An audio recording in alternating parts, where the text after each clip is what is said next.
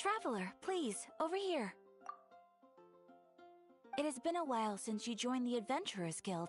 Are your adventures going smoothly?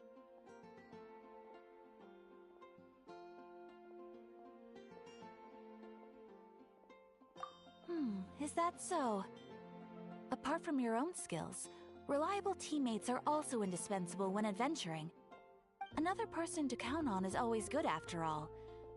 But recruiting such dependable companions is no easy matter, is it? Yep, and it's even harder to get a guide as good as Paimon. Ah, yes. I do have some information that may be of help to you. Let me consult our records.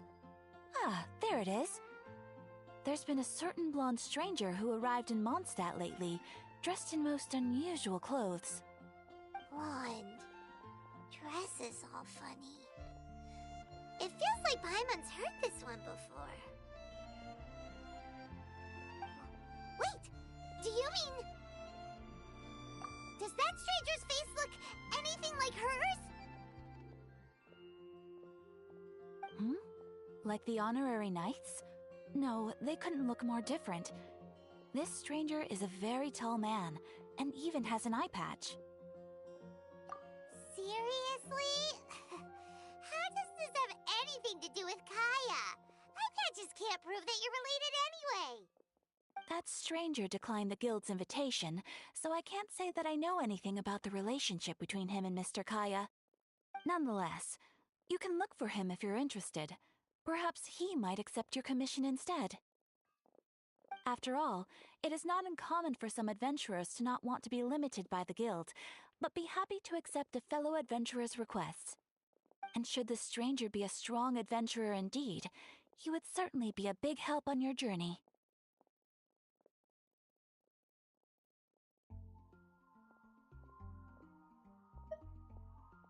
Please don't talk down on yourself like that. You are the honorary knight of the Knights of Favonius, after all. Your deeds are the stuff of song for all the bards in the city, even now.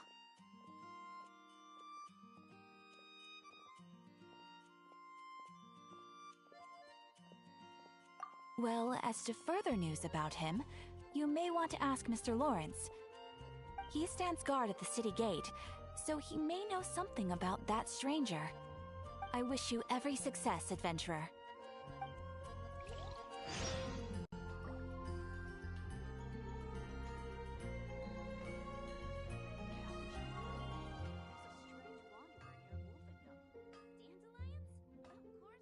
When you're high up, everyone can hear your voice. That's what I'll make tonight.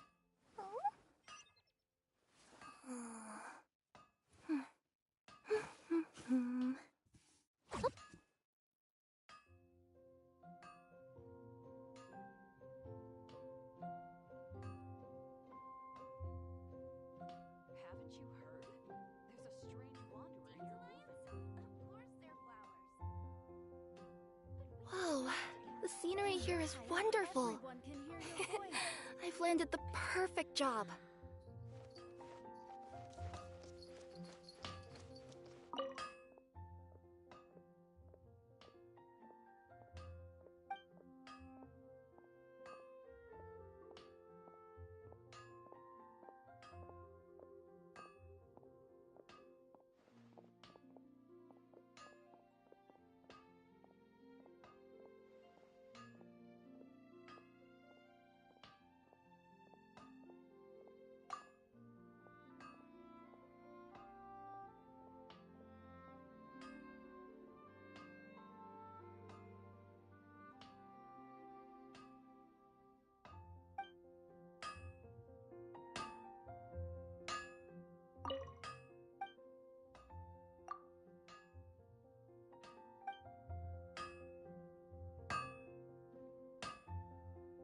My strength still fails me.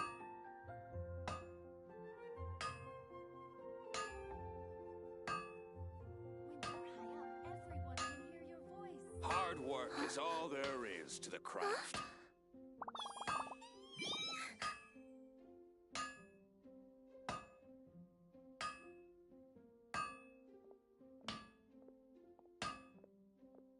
No wonder you're a master.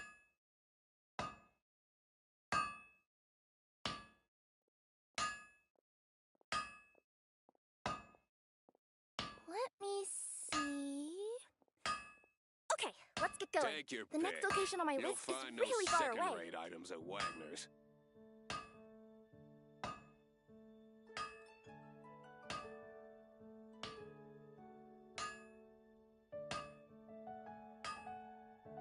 My strength still fails me.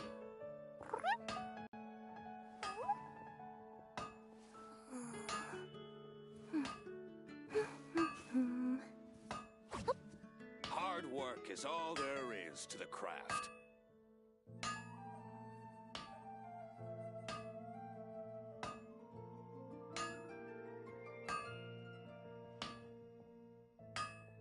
I wonder what's inside this package. No. No,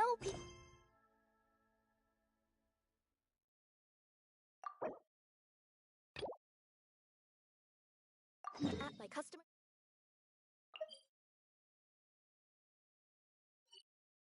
Stuff.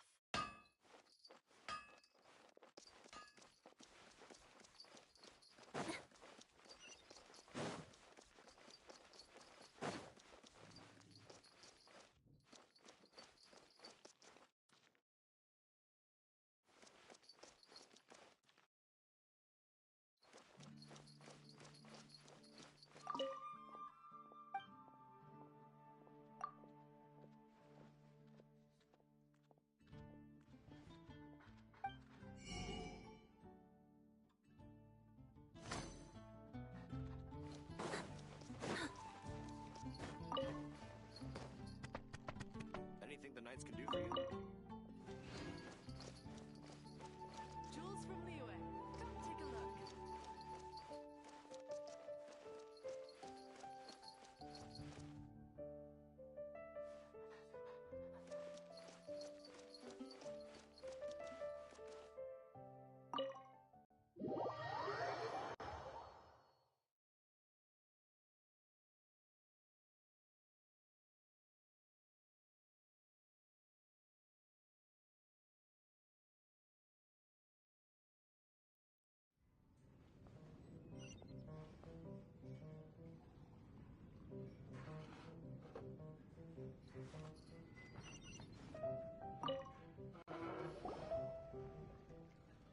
So, you've got a taste for adventure too, huh?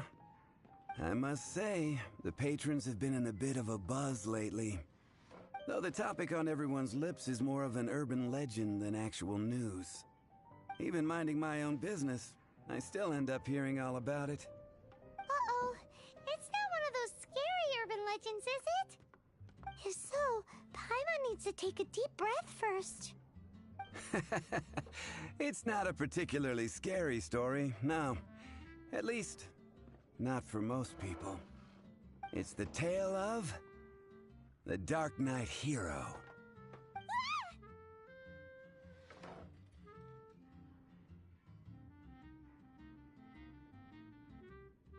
Huh? Did the bartender just say something? You weren't even listening? Anyway, the Dark Knight Hero. It is said that he appears in the middle of the night to fight evil and uphold justice. But to be honest, I don't have much interest in such rumors.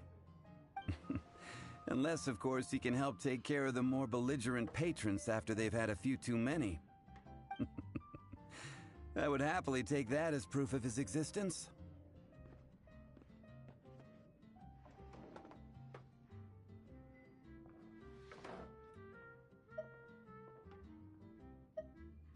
I'm told that there have been a handful of sightings, but in the depths of night, no one can get a good look at him.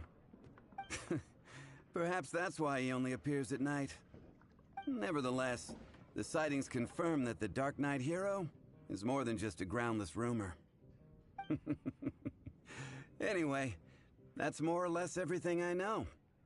If you want to know more, ask around in the plaza.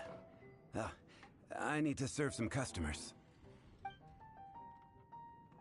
Dark Knight Hero. Seems like your standard cookie-cutter urban legend.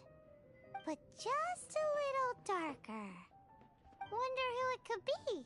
Once you're ready, let's head out to the plaza and ask around.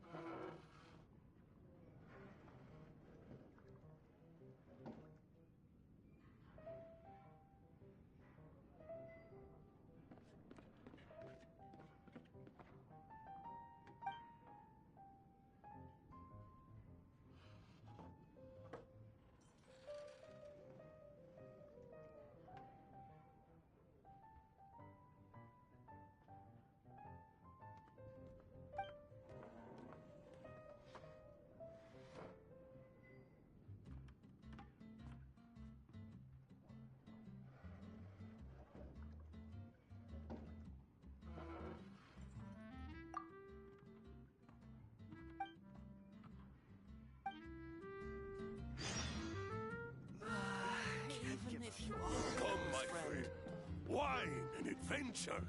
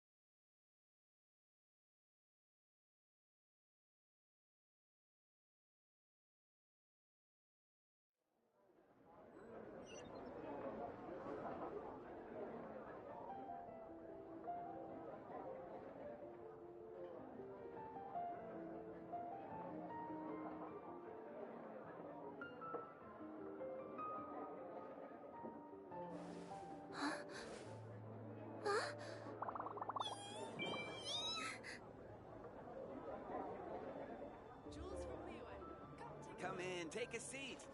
We have a few specials today at Angel's Share.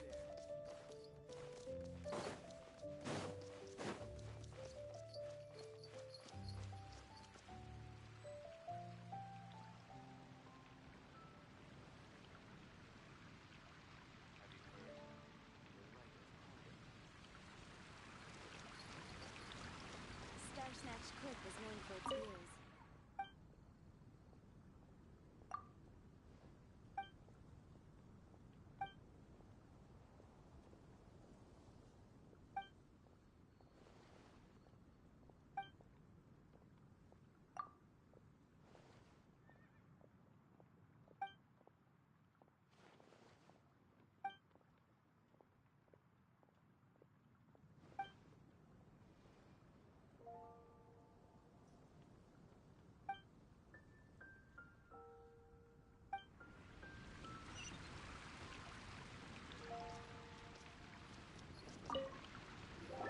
You want to find out about the Dark Knight hero? Look no further. It's me! I am the Dark Knight hero.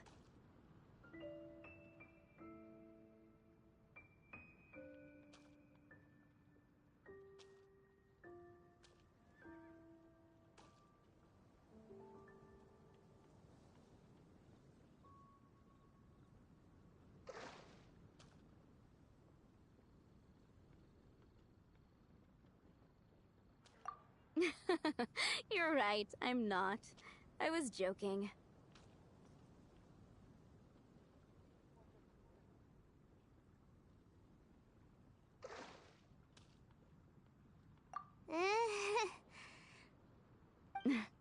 Jokes aside, I do think that the Dark Knight hero and I have one thing in common.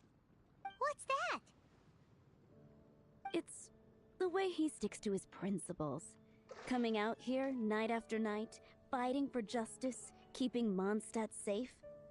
Wow, so you're a nocturnal vigilante too?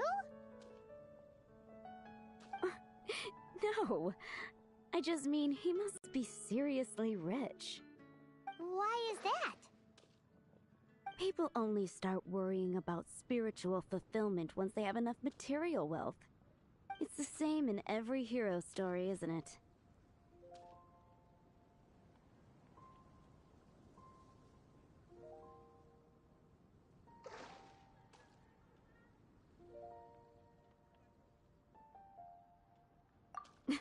No, it's nothing like that.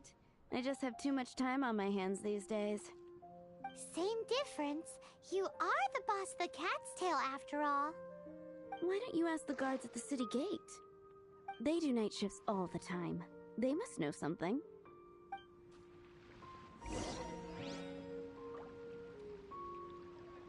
15, 16. That's a nice haul.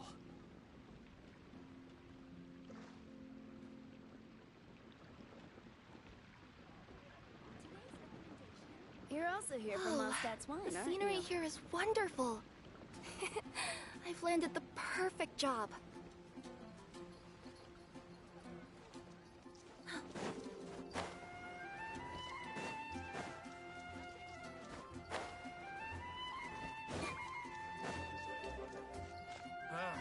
Finding someone to chat to would be better than just standing around. In fact, I'm one of the few who has seen him with my own 2 eyes. You want to know about This is the guy him? we need to talk to. So, just who is the Dark Knight hero? Whoa, slow down. Let me start from the beginning. Well, I was patrolling one night when suddenly I heard something. I rushed over to check it out. I saw a gang of suspicious-looking fellows who looked like they were up to no good. So I quickly hid. Hid? You're supposed to be a guard. That was when he appeared. He was dressed in black from head to toe, perfectly hidden in the night. The way he crept up on those bad guys must have felt like a living nightmare. Wow. Guess what I did next?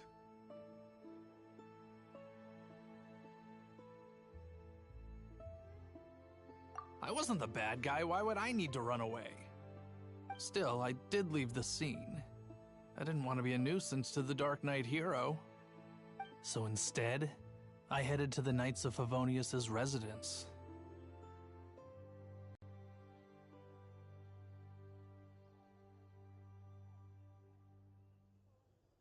Correct. I thought surely someone with such a strong sense of justice and who voluntarily protects Mondstadt is exactly the kind of person you'd find in the Knights of Favonius. But it seems I was wrong. I checked everywhere, and there were no signs of anyone having left the building. So you're saying whoever it is can't be from the Knights of Favonius after all?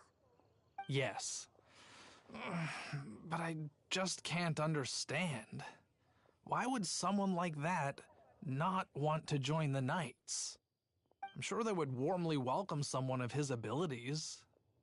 So, the point you're trying to make is you don't know who the Dark Knight hero is either? Hey, don't be like that. At least by talking to me, you've ruled out a few more people. Anyway, try asking at the flower shop. I heard a girl there's been talking about the time you rescued her.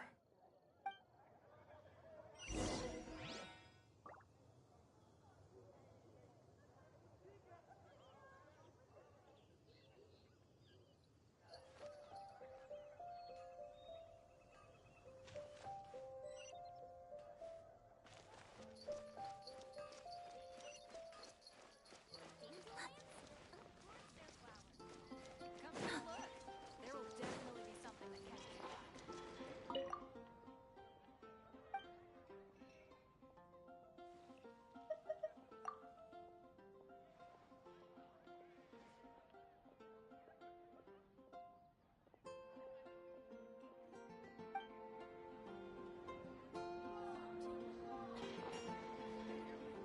It's been getting quite busy recently.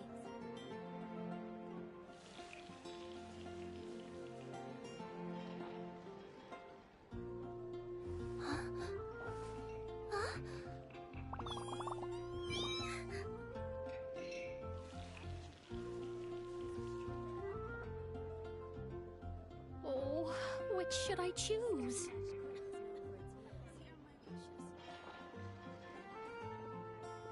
It's been getting quite busy recently.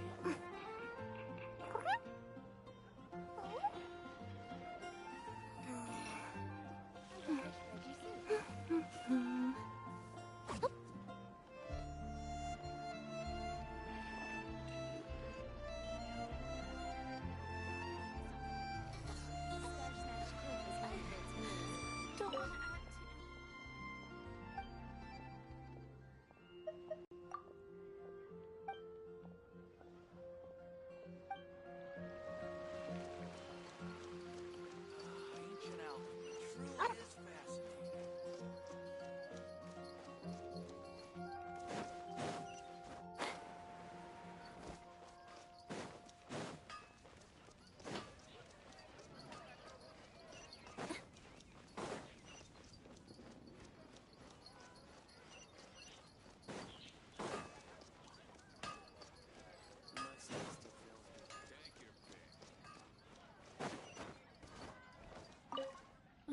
What's wrong with me?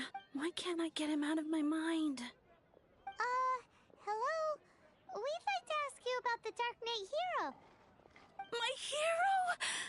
Oh, sorry. Just hearing his name gets me lost in thought. Hang on. How did you know who I was thinking about? Is it that obvious? Oh no. What am I going to do? If Master Diluc ever finds out. Huh? What's Diluc got to do with this? Well, I guess I might as well spill the beans then. I used to think Diluc was the one for me. But ever since the time I was rescued by the Dark Knight Hero, I just don't know anymore. Wowee! You saw the Dark Knight Hero? For real? What's he like? It all happened so fast. I was so scared. All I remember is seeing a flash of fire, but I felt safe. I only saw his silhouette, but it felt so familiar.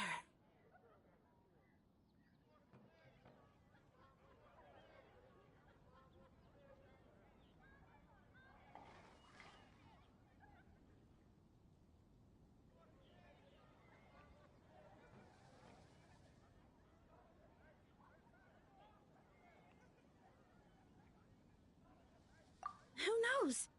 Well, now you mention it, a pyrovision does seem like a good explanation. It lit up the whole area in an instant. I remember that very well. Okay then.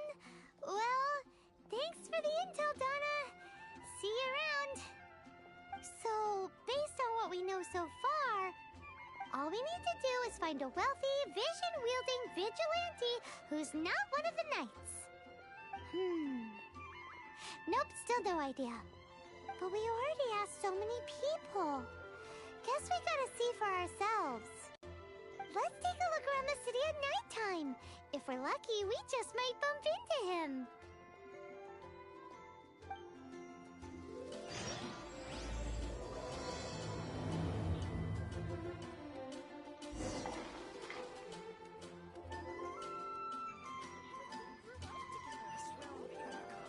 Can't go any lower.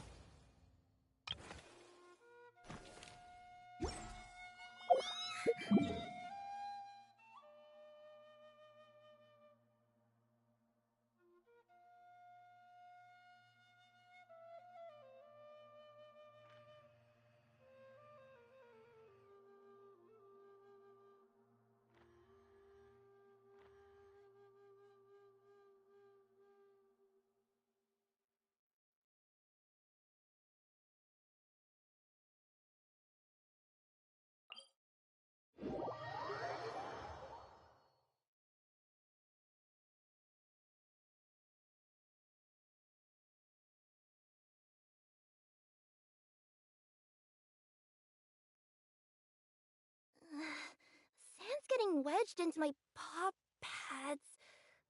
Feels kinda weird.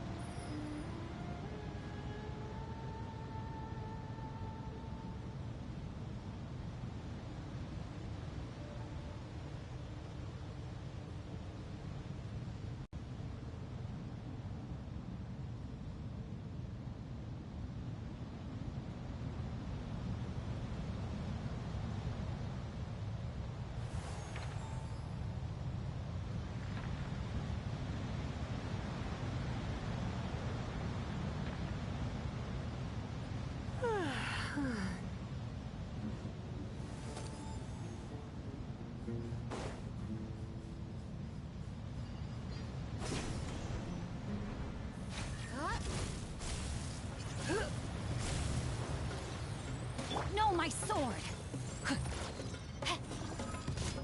You're in for a little shock.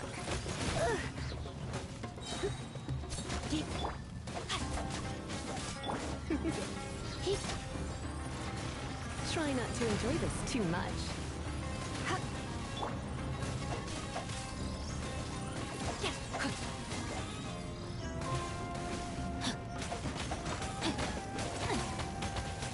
Come a little closer. Come through! Stop here, please!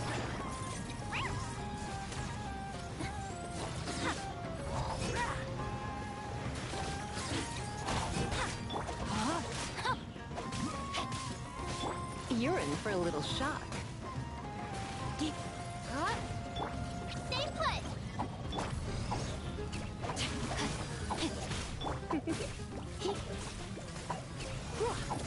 Come a little closer.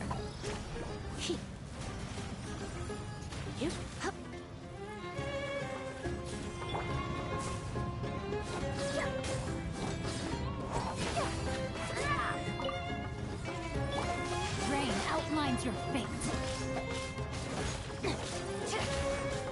You're in for a little shock. Come a little closer.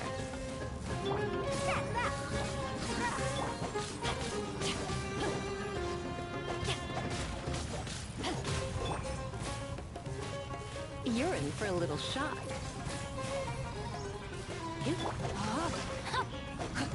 Time to act.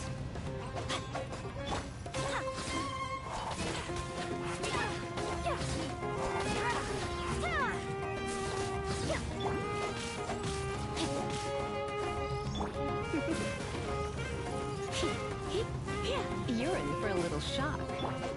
No, my sword.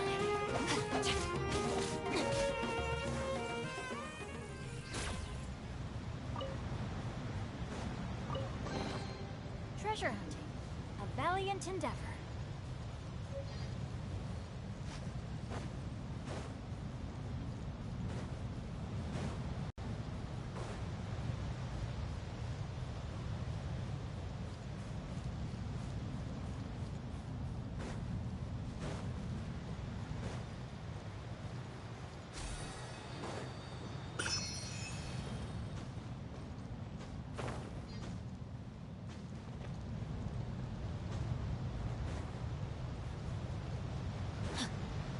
Body and mind.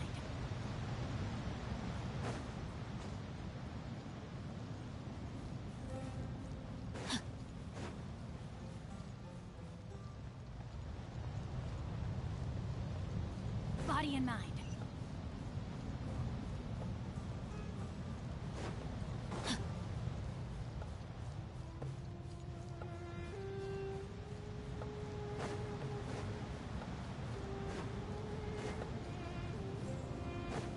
Body and mind.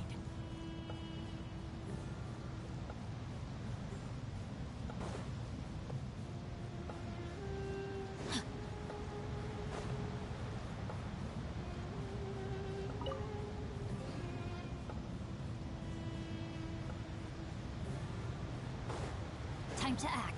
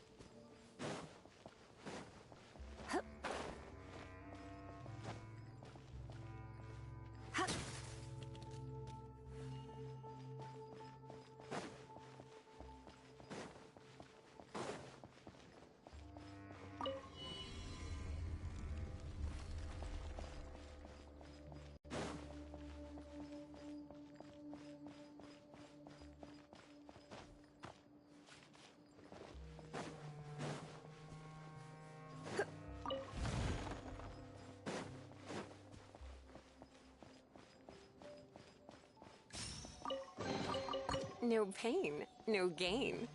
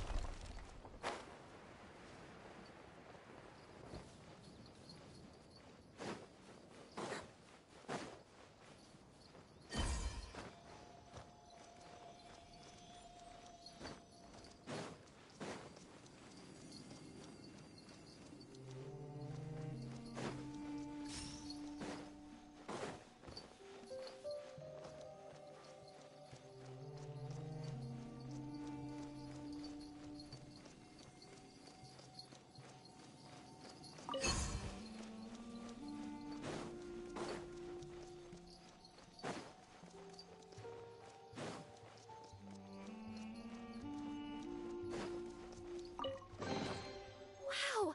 I've never seen half the stuff in here before!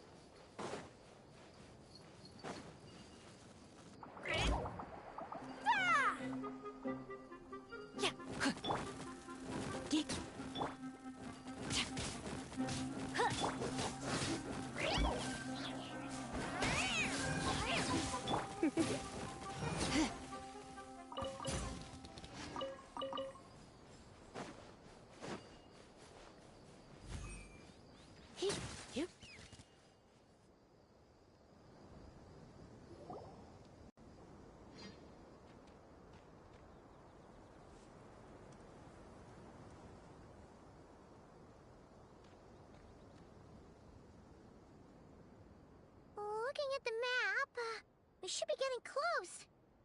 Speaking of which, the closer we get, the more Paimon's heart feels like it's beating out of her chest.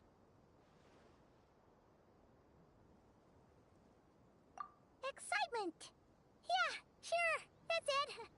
Oh look, it's Tainari and the others. Everyone's here bright and early.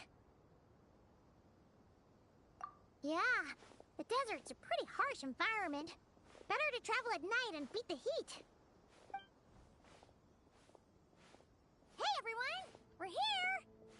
Ah, right on time.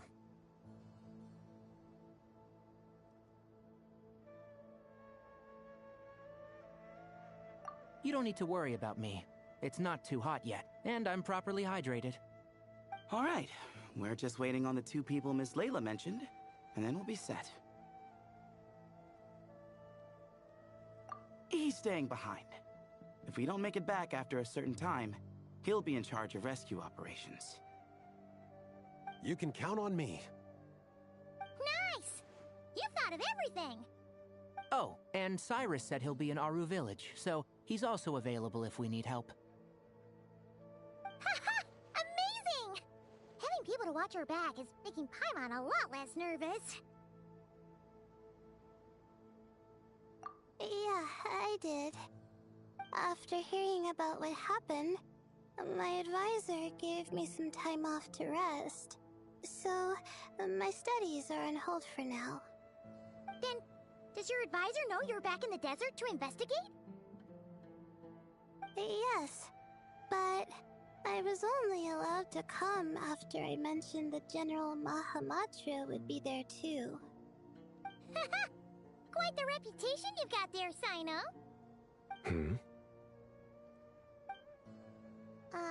Something wrong? You haven't said a word this whole time. Are you in a bad mood or something? No. Being skilled with words also means being a good listener. I'm just reflecting on what you're saying. Oh, Hatham! Kaveh! Ha! Over here! Darn it. I was just setting up a brilliant... Yeah. I'm sure you'll find another chance. The important thing is, our scribe and our renowned architect are here at last. High praise. But wait, why am I renowned and not him? He's just as famous as Sino, Dia, or Nilu. That just means your level of fame is even greater. How could a lowly scribe hold a candle to you? Lowly scribe? Please. All those strings you pulled to get those new books from the House of Dana? What do you call that? Borrowing. Anyone with an employee ID can do it. Uh-huh, yeah. The House of Dana bends over backwards for just anyone, does it? Send a report to Lesser Lord Kusanali then. Let her know someone at the Academia is abusing their position. Hey! I never said abusing! Impressive verbal sparring, as always.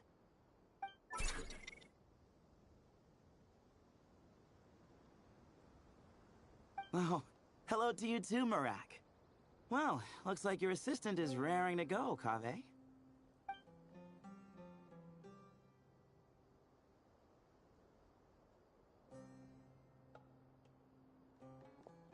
So, I say we get this show on the road.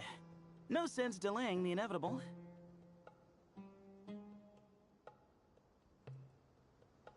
No need. We're in this together, remember? Sure. This is the entrance, yeah? Yes. Perfect. Then, if we're all set, let's get moving.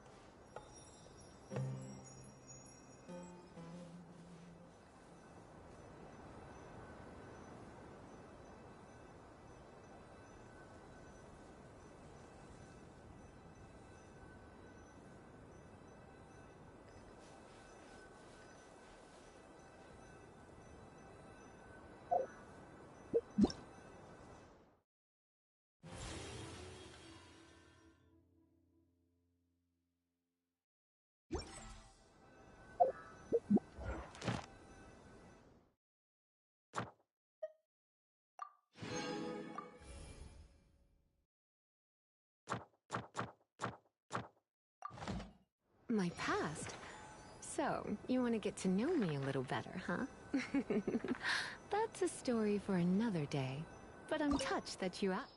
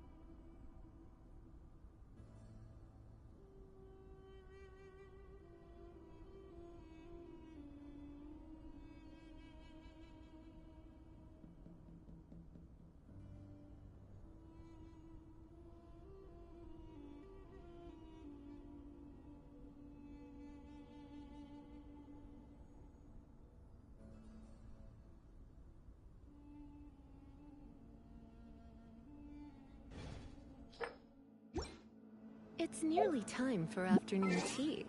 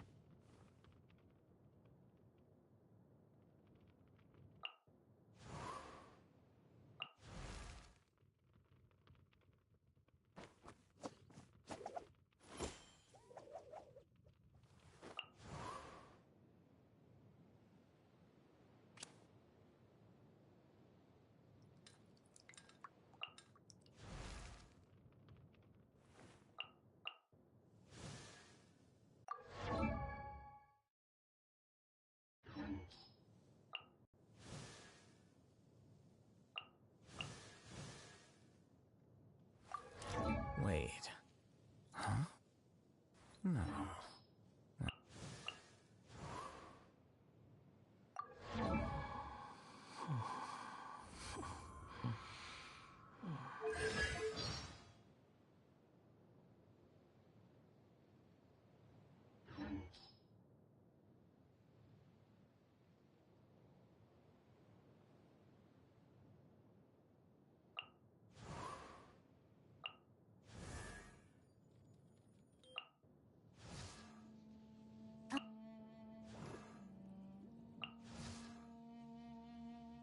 Huh?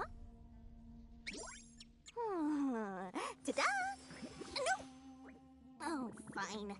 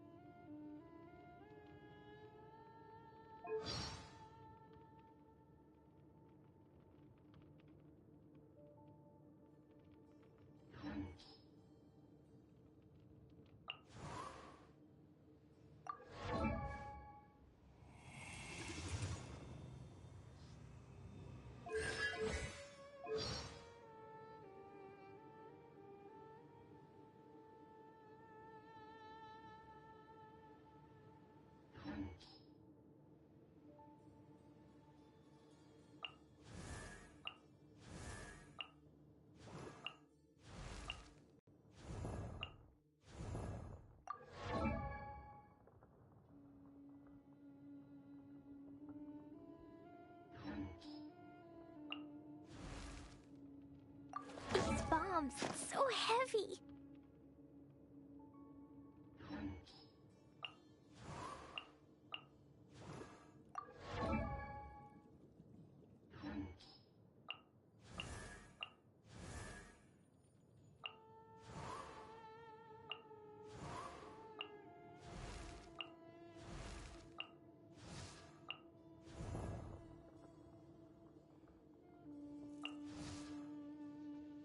I...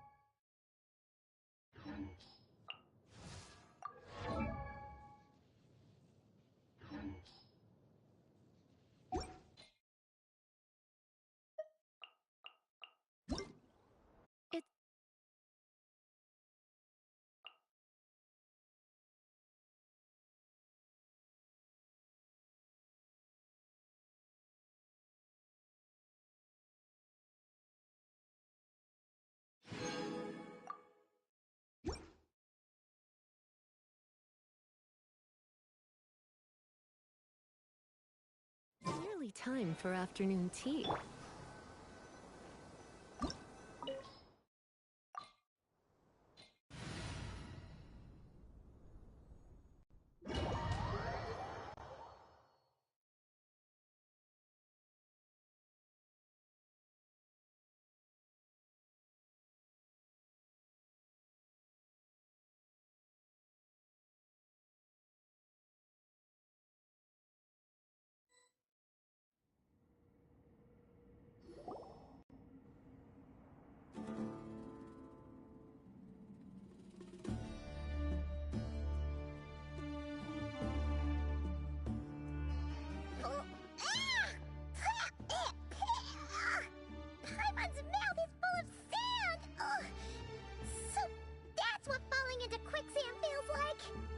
If this was quicksand, we would have struggled to breathe.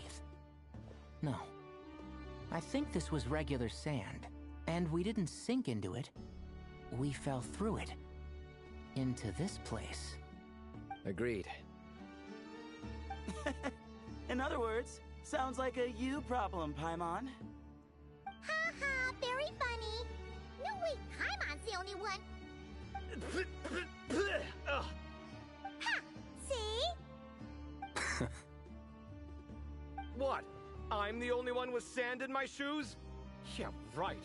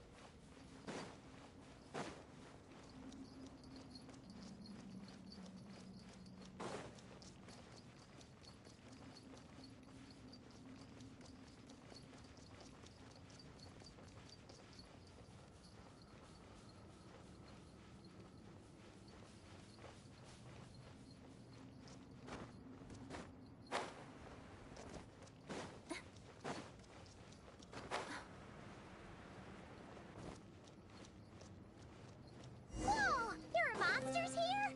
Sure didn't say anything about that. Probably means he didn't run into any. Because we're just unlucky. Not the best sign of what's to come. He'll be fine. Let's just use up all our backlog and we'll be golden. You're in for a little shock.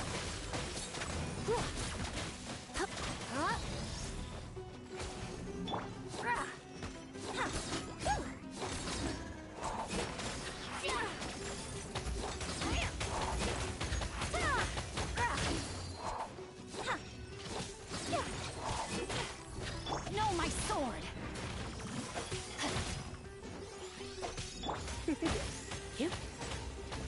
He. Here. You. That's up. This was a fire. Ready, go! You play. You're up. Ta! Yeah. Yeah. Ha! Hit. Ta! Yeah. Coming through. Yeah.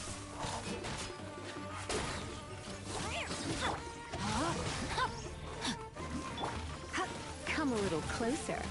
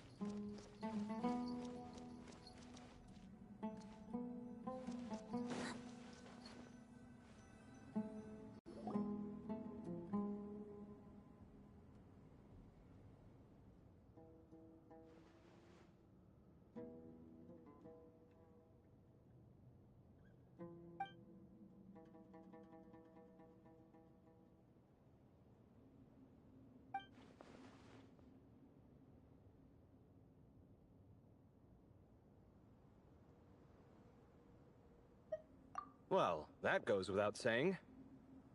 Fair point. There's just one problem, though. The only way forward is through that door. Oh! Is it time to hunt for a key? Paimon loves this part. Don't worry. With our adventuring experience, we'll find it no problem. Let's get searching!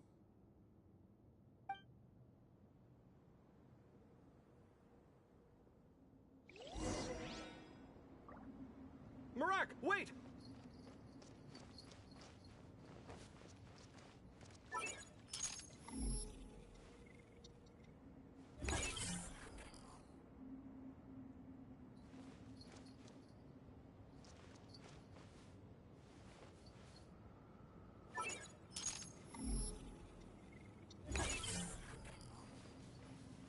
Marak seems interested in these jars. Go smash them. Ah, we would hate for you to have to lift a finger, Your Highness. Marak, this isn't really your old home, is it?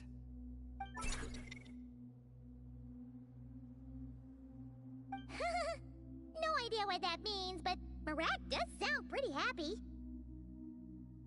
So, mechanical life forms do have the capacity to miss home. A novel discovery. Well, with Marak leading the way, we should be safe, right?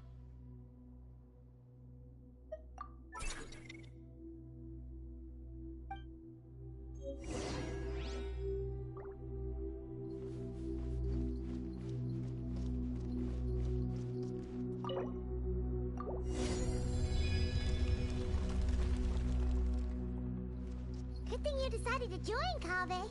Otherwise, our investigation would have ended at that door.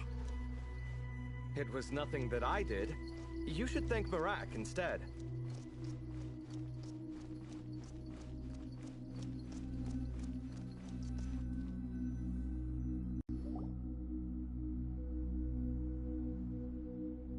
Hold on. At this rate, Paimon's gonna lose her title as best guide to a mechanical suitcase.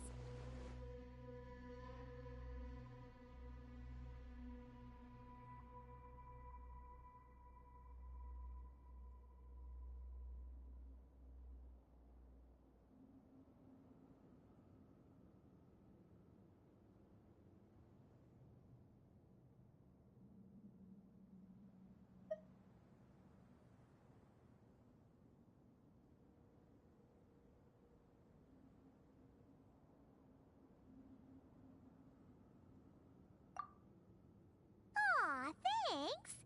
Hey, wait. What do you mean, useless? Well, no weird mental symptoms so far. I'll take that as a win. That said...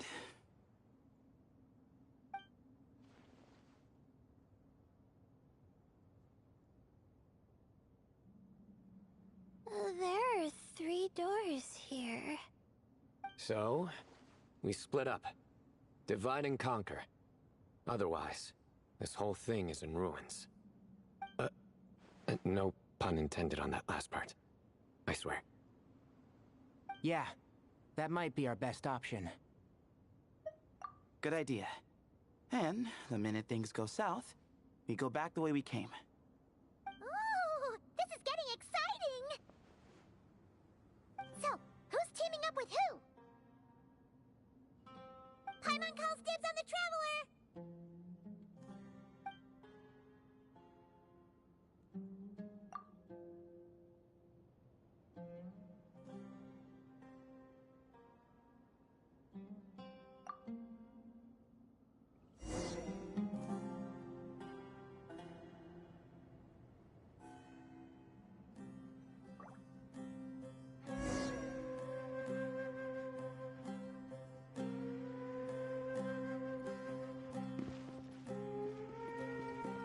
Well, this takes me back. The last time we were in the desert together, the 2 of you came all the way out here to gang up on me. Oh? Sounds like someone's holding a grudge.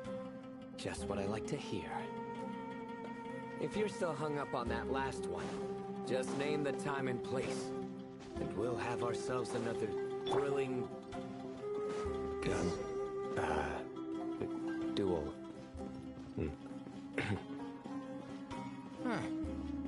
What's with the awkward pause? Were you expecting me to stop you from saying something stupid?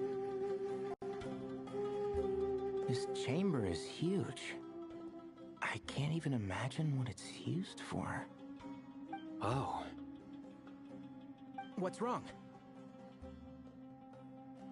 I seem to have stepped on some kind of stone slab. Huh.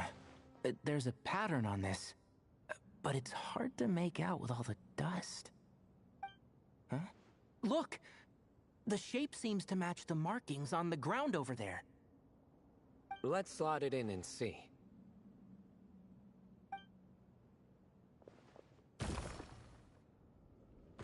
And we have a match. Looks like we need to find the other 3 broken slabs. Let's search the area, but be careful where you step.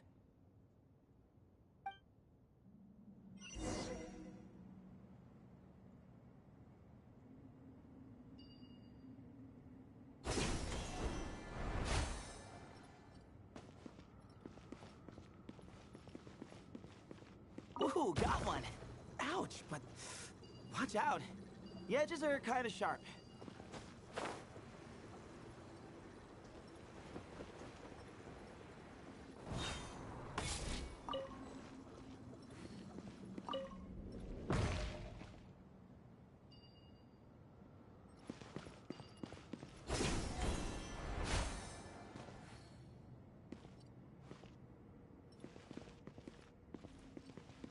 Got the 3rd piece.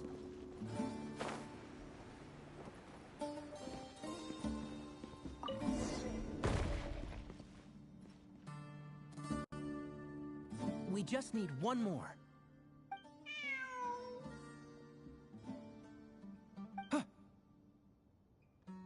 Look, a cat. Could it be the same one Jer mentioned? I don't think we need to worry about startling him.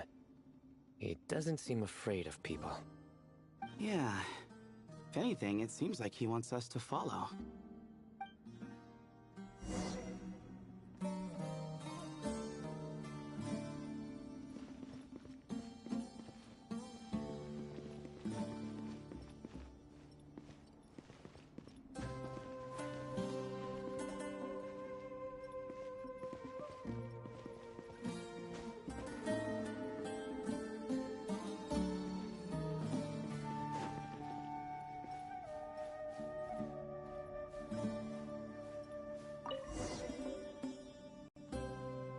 Oh, he led us to the last piece. Who's a good kitty?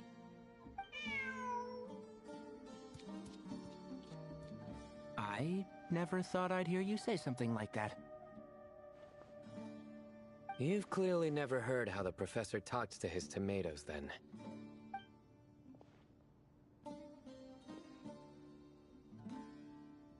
All right, well, that's that. Now, we need to figure out how to get rid of all this dust. Behold, the great Vayu Viastra. Be honest. You've been waiting to say that for how long now? Just activate the mechanism.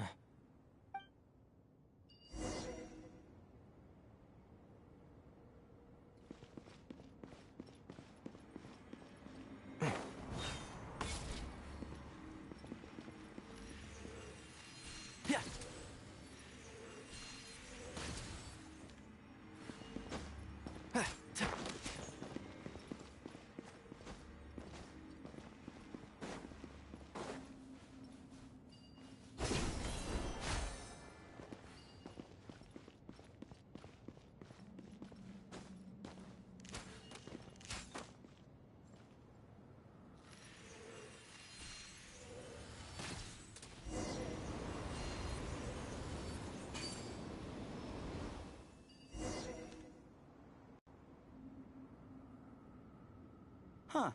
It worked. It's a picture of... 3 Hermanubises? That can't be right. The ears aren't vertical. Not true. And the looks fall short. My hat is much better looking. Huh. A goat, an ibis, and a crocodile. Oh, wow. Our botanist knows more than just plants. Riveting observation. I was just thinking. These three figures look a lot like the 7 pillars of King Deshret. That's right. These are our colleagues. Our what now? You sure about that? Just kidding. But what I meant by that is, these were Hermanubis' colleagues back then. The middle one is the Goat King Harashef, Minister of Ministers, the god Amun's most trusted chancellor. Records say he was the deputy king of the Desert Sands, chief among the 7 pillars. Someone even more impressive than Hermanubis? I wonder if that ever got his goat. Sorry, couldn't resist.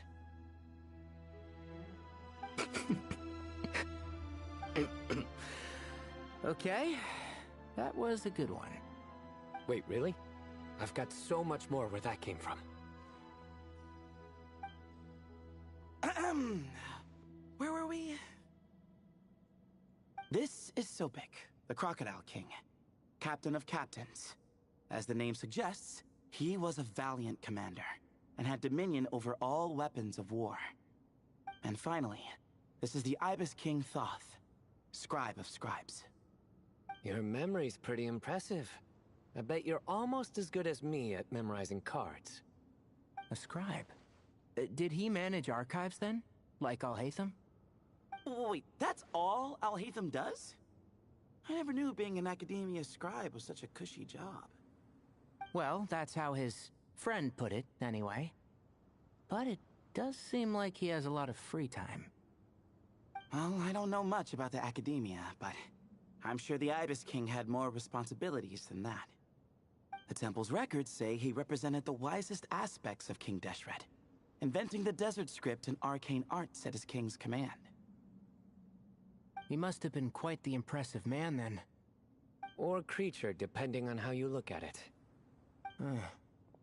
Still, why are these three the only ones represented here? What about the other pillars of King Deshret? Maybe because the 3 of them were extra close? Huh. Kinda like us. Oh yeah!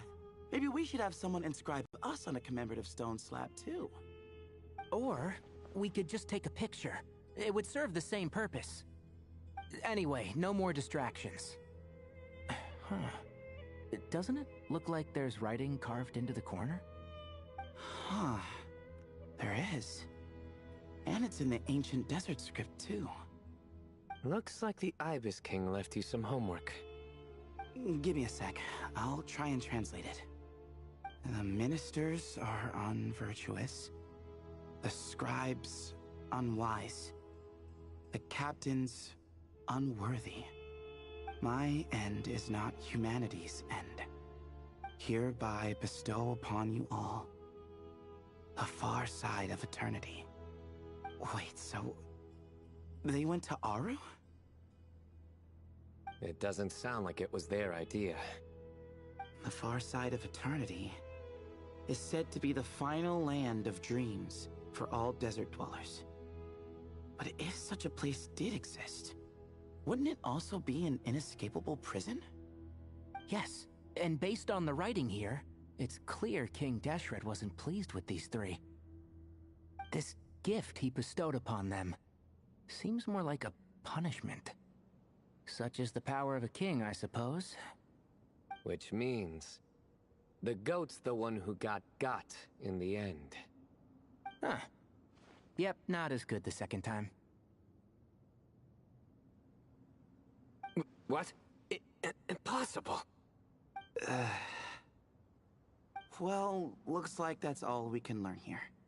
Should we keep going? Yes, no time to waste.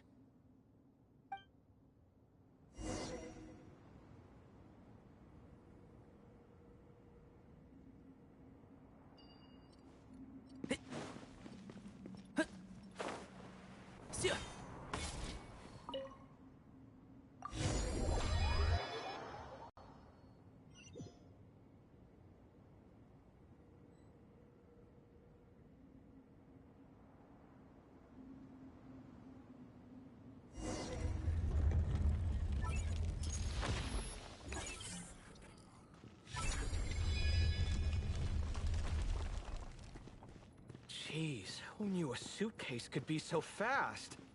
Marak is nothing like this when it comes to housework. Hey, wait up! A scout's job is to take the lead. Just let Marak figure it out. Easy for you to say. I'll be the one doing the repairs if something happens. Why don't you go scout ahead then? When I think of a comeback, I'll let you know. Oh, Marak stopped. What is it? Found something? Looks like something covered in sand. Let's get it out then. Come on.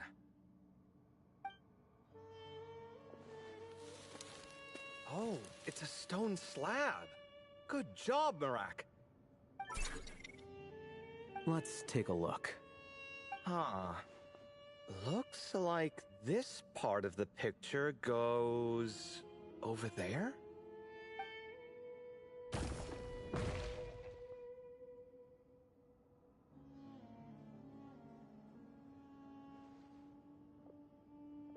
In that case, there must be other pieces. All right, and let's look around. Hey! Why are you sitting down? I thought Marak was helping. Oh, so you do know what that word means. Great. Are we supposed to just sit back while Marak does all the work? No, I doubt you could do that. Exactly. But I can.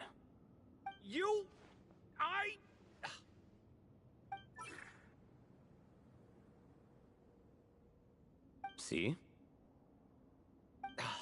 It's all coming back to me. How insufferable it is to work with this no-good, do-nothing... We could be more efficient, I agree. I'll work on this piece. You take care of the rest.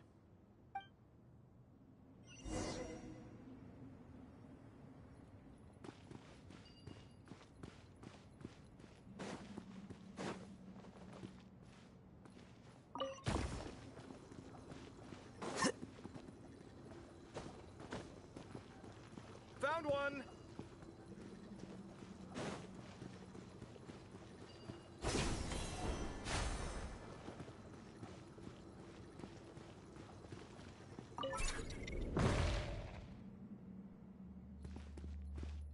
Good teamwork.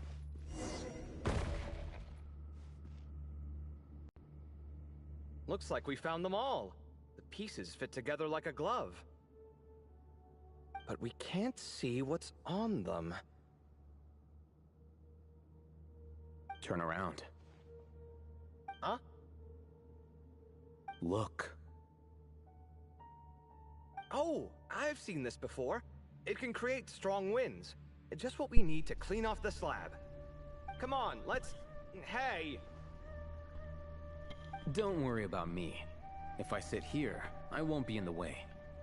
What's up, you don't want to be Pikachu? in the What's up, way? Zoro? My... Then sit right in front, so the device Hope can your blow you day is straight going back to good. Sumeru City.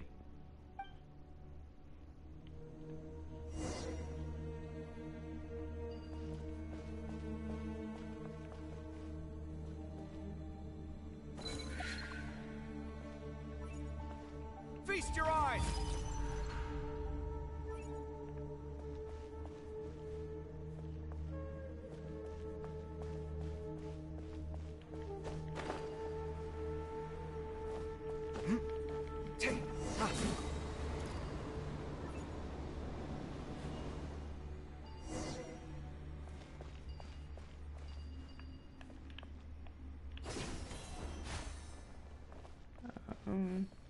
I'm not. I do appreciate like the offer to help, That's but I'm one not big gonna cat. make an Asia account. And there's a shattered crown. I think it's depicting some kind of story. Look, there's writing too. The Ibis King answered the young noble, granting him the wisdom he sought. But the fragile crown was shattered by lies in the end. Here I leave the name, Gudars. Gudars? I've seen that name in a history book before. He was a young noble who sought to save his realm, and a king who once united the desert. That's right. Although his methods were rather shameful. During his long reign, he betrayed his family and the nobles who supported him, only realizing the error of his ways after his enemies left him nowhere to turn. But by then, it was too late. Seems like a common occurrence across history. Different people, same mistakes. It's an inevitable pattern, destined to repeat itself.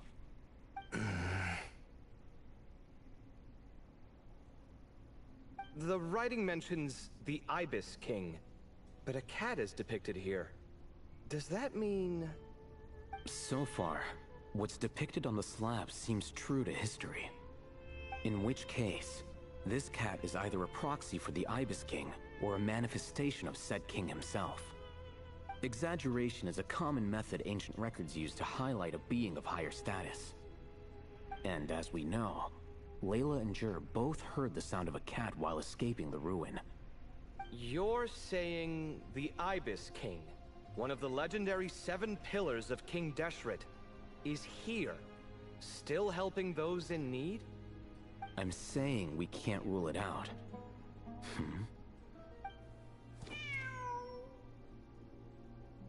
Wait, there it is! The cat!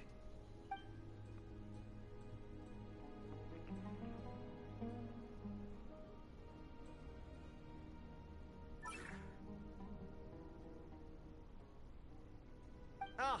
Marak went after him! The cat's showing us the way forward. Come, let's follow. Okay.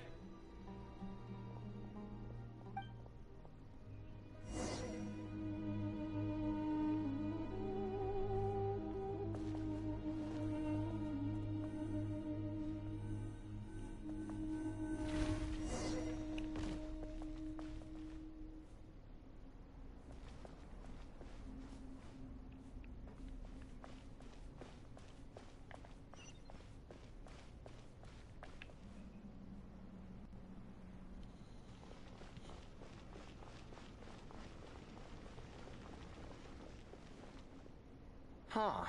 The cat's... gone. Yes, but look where he led us. Oh. Another slab. It looks similar to the last one.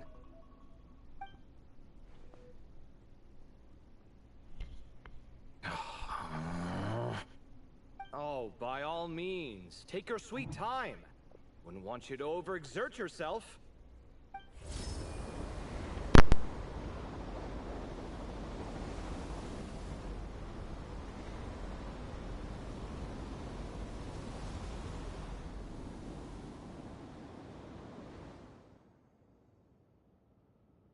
Huh. The scene depicted here... Seems to be a different tale. The Ibis King answered the Jinn-blooded dancing girl, granting her the wisdom she sought. But enemies plotted to kill her close kin. Snake venom was her self-chosen end. Here I leave the name. Makaira. The Temptress of Woe? You've heard of her? Of course. I don't just sit around doodling all day. She's mentioned in tons of papers about the desert. As I recall, she was given as a gift to the tyrant king of Gurabad, and later seized the opportunity to kill him. After getting her vengeance, she reigned as queen for many years, until her enemies attempted a coup, and she took her own life. That's more or less the version I've read as well. It seems this queen also had dealings with the Ibis King. Yeah, I'm starting to find this whole granting wisdom business a bit concerning. I mean, considering how Gudar's and Makaira ended up, it might not have been a good thing. But, at the same time, if the cat guiding us is linked to the Ibis King, then he doesn't seem like a villain either. People are complicated. And the same is true of the servants of the gods, no matter their wisdom or power. Let's reserve judgment for now, and keep moving.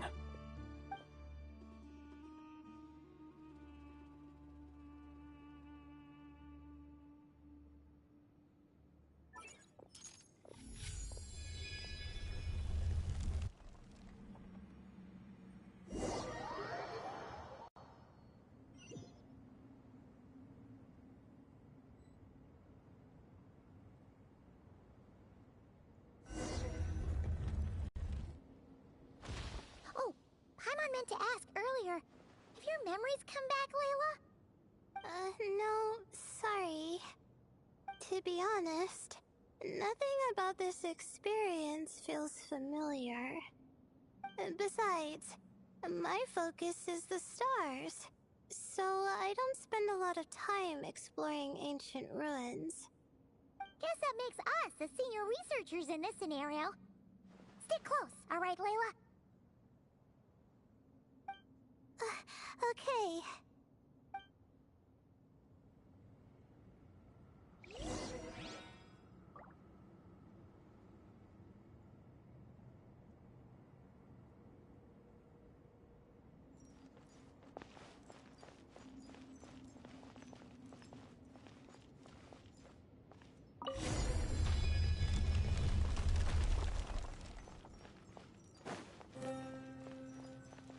Not now.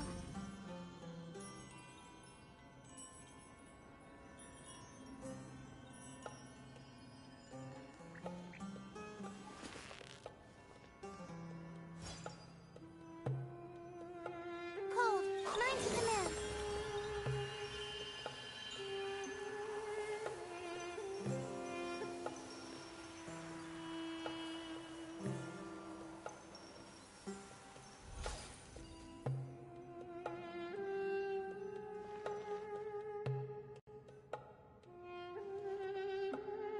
Wow.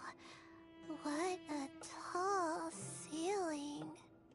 Yeah. For such a big place, it's so empty. Like no one ever lived here. Sure must have been boring to live in ancient times, staring at ceilings all day. Now that you mention it, I've heard some people used to draw star maps on their vaulted ceilings. Some would even make them transparent to better observe the movement of the stars. It sounds so nice. Stargazing from the comfort of your own home. Wait a second. I think I see something up there.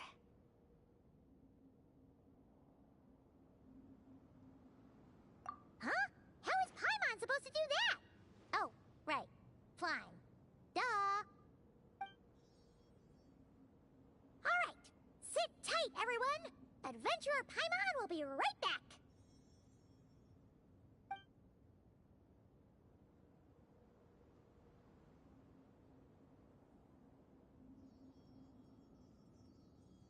Okay.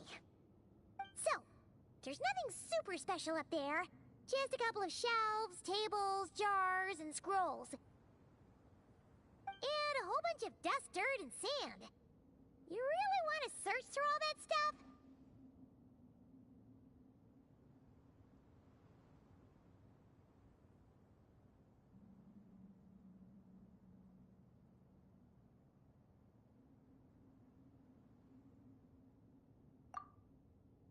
Well, when you put it that way...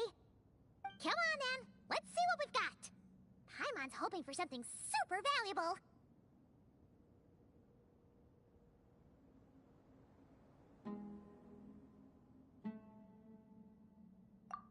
Thanks. I'll stick close.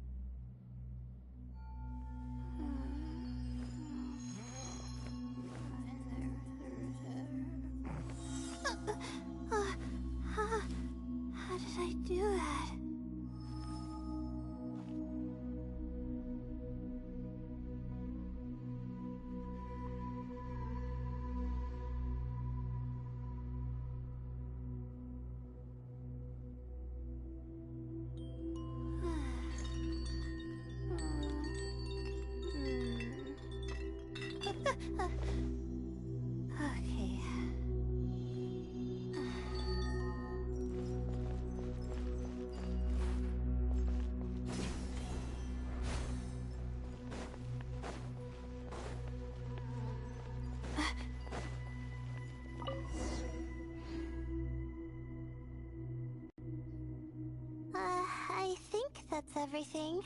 Most of the documents are in the ancient desert script, except these ones. These seem old as well, but the handwriting makes them stand out.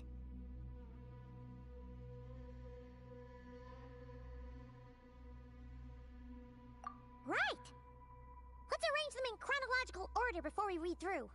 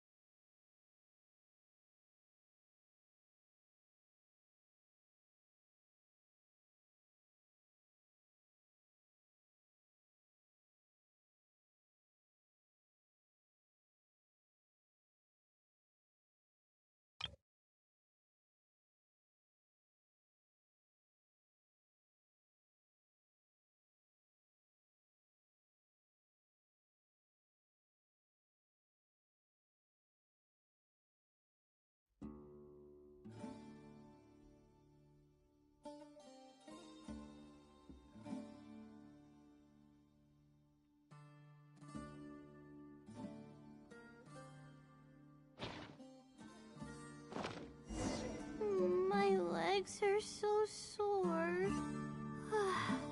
Guess guess I must have been sleepwalking last night. Again.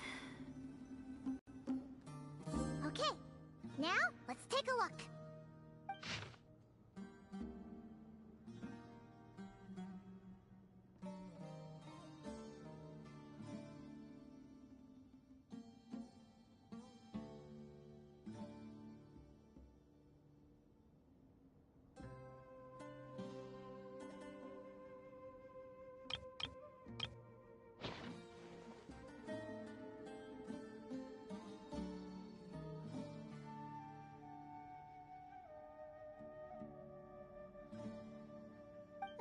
Maybe this person fell in by accident, like Mr. Jur and me.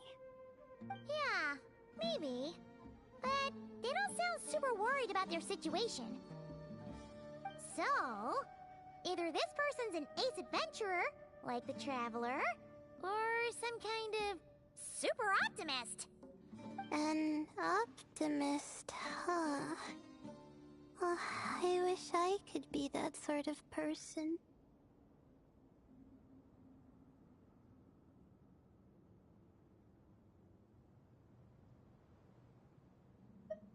That's right! You're detailed and passionate. Great qualities for an adventuring buddy. This optimist seems super obsessed with exploring every corner of this place. That could have gotten them in big trouble for all we know. Well, I appreciate the compliment. It's almost magical how words like that can make you feel like you can do anything. I only wish that magic could last a little longer. Until I figure out my new study topic, at least.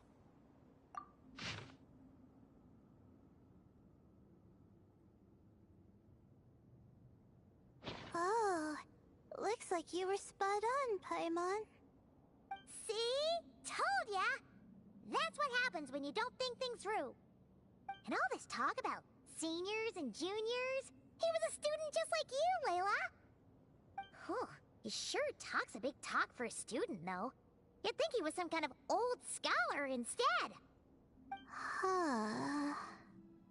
What is it? Did Paimon say something wrong? No, not at all. I was just thinking, and this might sound... you noticed too. I mean, it's good that he helped treat his companion's wound, but it didn't seem like it was out of kindness. More like he was looking out for his own self-interest, or thought he could get something out of it. I don't know. Maybe I'm reading too much into it. Yeah. If you're both in this dangerous situation together, wouldn't you mention them at least once? If it were Paimon, she would write down the name of every single person she was with. No one would be able to get away.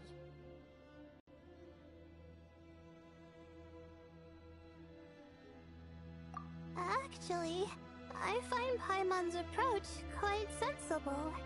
It makes sense from a safety perspective, too. That way, if anyone came to the rescue, the notes would be able to tell them everything they needed to know. Whoa! That's genius-level thinking! Well, I learned that from Madame Farzan, actually. I'm not speaking from personal experience or anything. Oh, no! I'm just a student. It's fine! You taught us something, so you're our teacher. Simple as that. Anyway, from the looks of things, the student who left these notes behind was pretty weird. Let's keep reading.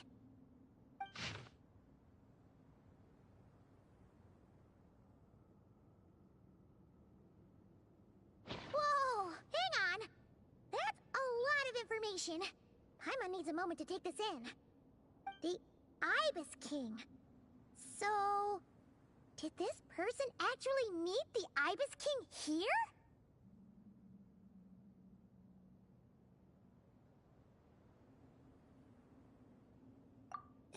sorry. Who?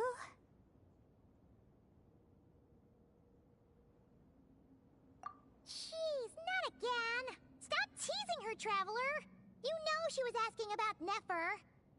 Anyway, Nefer's, a friend of ours. And she's mentioned the Ibis King before, but not in much detail.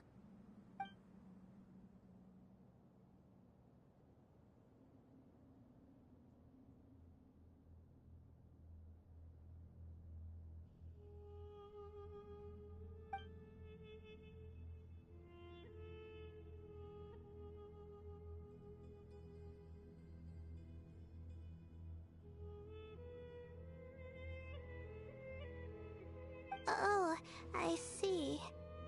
Well, that's not too surprising. Most people in Sumeru know about King Deshret, and most in the academia have at least some knowledge on the Seven Pillars. Legend has it, King Deshret ruled the desert at the head of several wise retainers, guiding their people to pursue the limits of wisdom. He also left behind treasures for future generations, which continue to be relevant in nearly every research discipline. Now, this message indicates this student and his senior were rescued by the Ibis King. But to think it's possible to meet him in a place like this...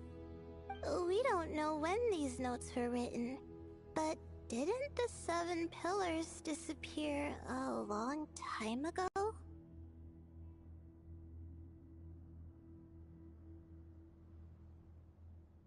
Yeah, the notes made it sound like his powers were restricted. Also, the mention of this form? What is that supposed to mean? I'm not sure. Let's keep reading.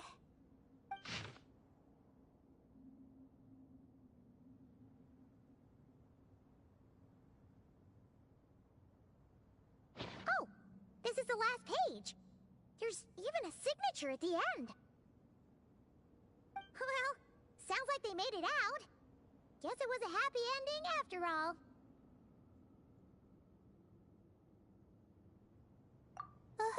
Wait. But it says, the Ibis King cannot be trusted.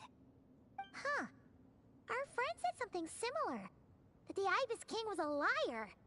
And the notes did make it seem like something wasn't quite right with him.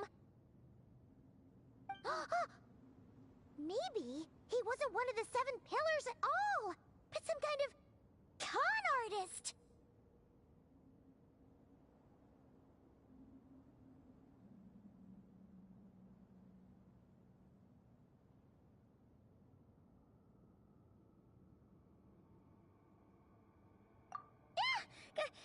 Great, Ibis King! If you heard that, Paimon didn't mean it! Please forgive her! Don't trap us here! I think Paimon raises a good point. Let's keep our guard up just in case. Alright, I think that's all the clues around here. How about we...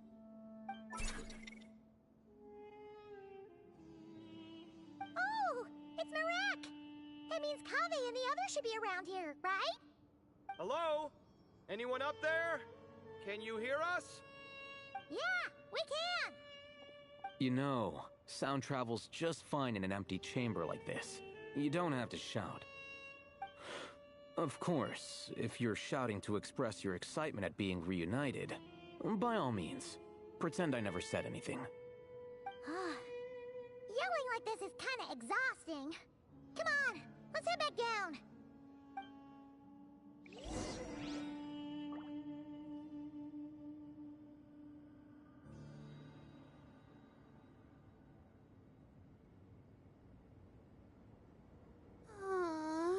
Why do I have to write so many papers?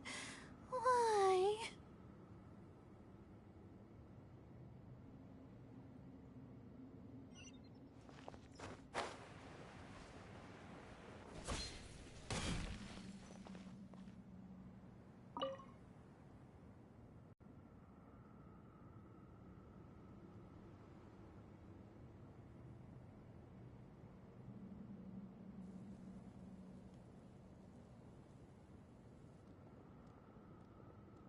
Wow, we all ended up in the same place, huh? Yeah, what a coincidence. Indeed. Or as I like to call it, the chai factor.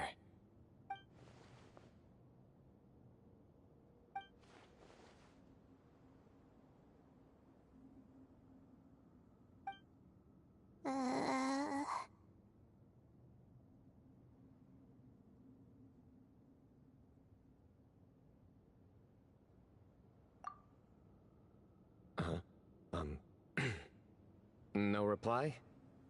Just say it. All right. Because it's spice to sweet brew again.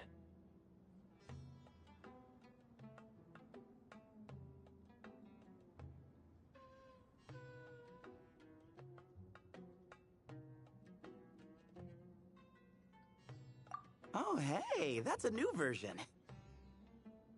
Oh, wait, what? You've never heard that one?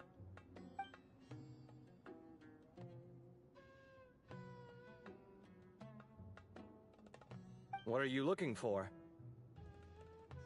A place to sit and read my book. Oh, great. What else is new? Well, looks like everyone made it through unscathed. Let's take this chance to get some water, rest a bit, and discuss what we learned. Sound good? Yeah, let's debrief.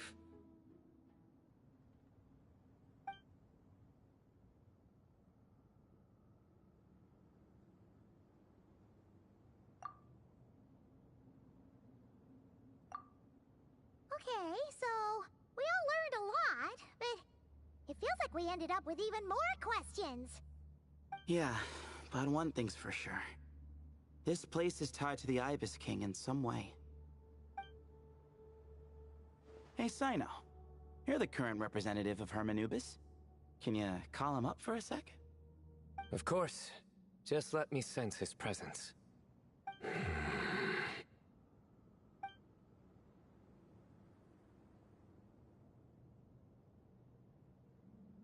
Just kidding. I can't sense him at all.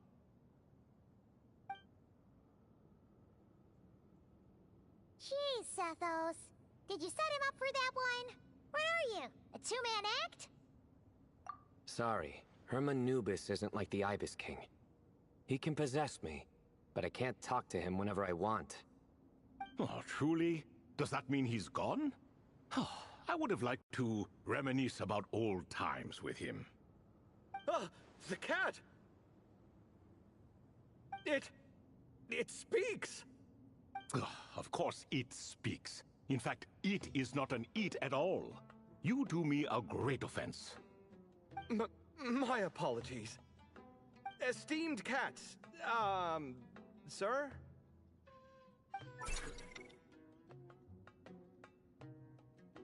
Oh, this little contraption is still here. Contraption? No, this is Marak. Which means you do his assistant a great offense. Huh? Well, I didn't mean... Well, I apologize. I wasn't referring to this Marak, but rather the thing that operates it. King Deshret was quite partial to it. I have forgotten what it was called. It must have had an official name, albeit in the old tongue. Even if I did remember, I would need to translate it into modern language. Ah, it's not important. Marak's a fine name. Even better than the original, if you ask me. Who thought of it? And the remodeling, quite well done indeed. This Marak looks much happier in its current form. Oh, and the components should have model numbers written on them. You can look them up if you're curious. This cat talks a lot. Quite the one-sided conversation. Is this what the Ibis King was like? He seems quite eloquent. I wonder if he plays cards. Ha! I knew Marak was a great name. Go me. Let's see, what page was I on again? Should have brought a bookmark.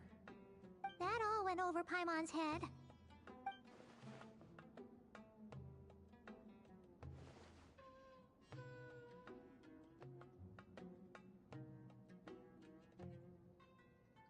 Hello indeed. For you to know my name. Yes, I was not mistaken. You are special among your companions. But you are all guests. It is only proper to invite you in. Come then, this way.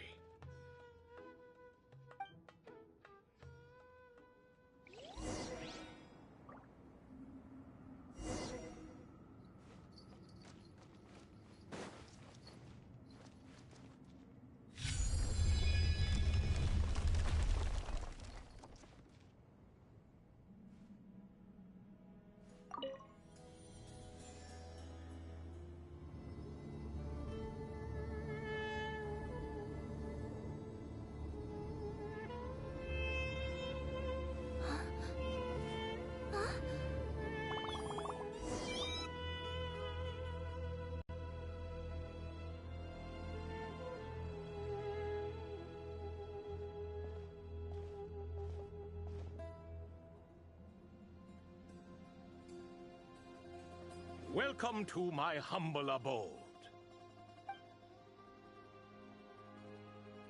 Oh, your house sure is spacious, Lord Ibis King. I fear it's not quite what it used to be. In fact, it has long ceased to be my home at all. It belongs to the descendants of the cats I once raised. Such adorable creatures, aren't they? Take the one I'm borrowing here, for instance. A chubby fellow with such lovely fur. Anyway, tradition dictates that a special guest such as yourself be presented with a gift. Alas, it's a first-come, first-served basis, you see. I fear with the passage of time, none are left. What? So the treasure's gone already? Treasure, you say? Not an inaccurate description.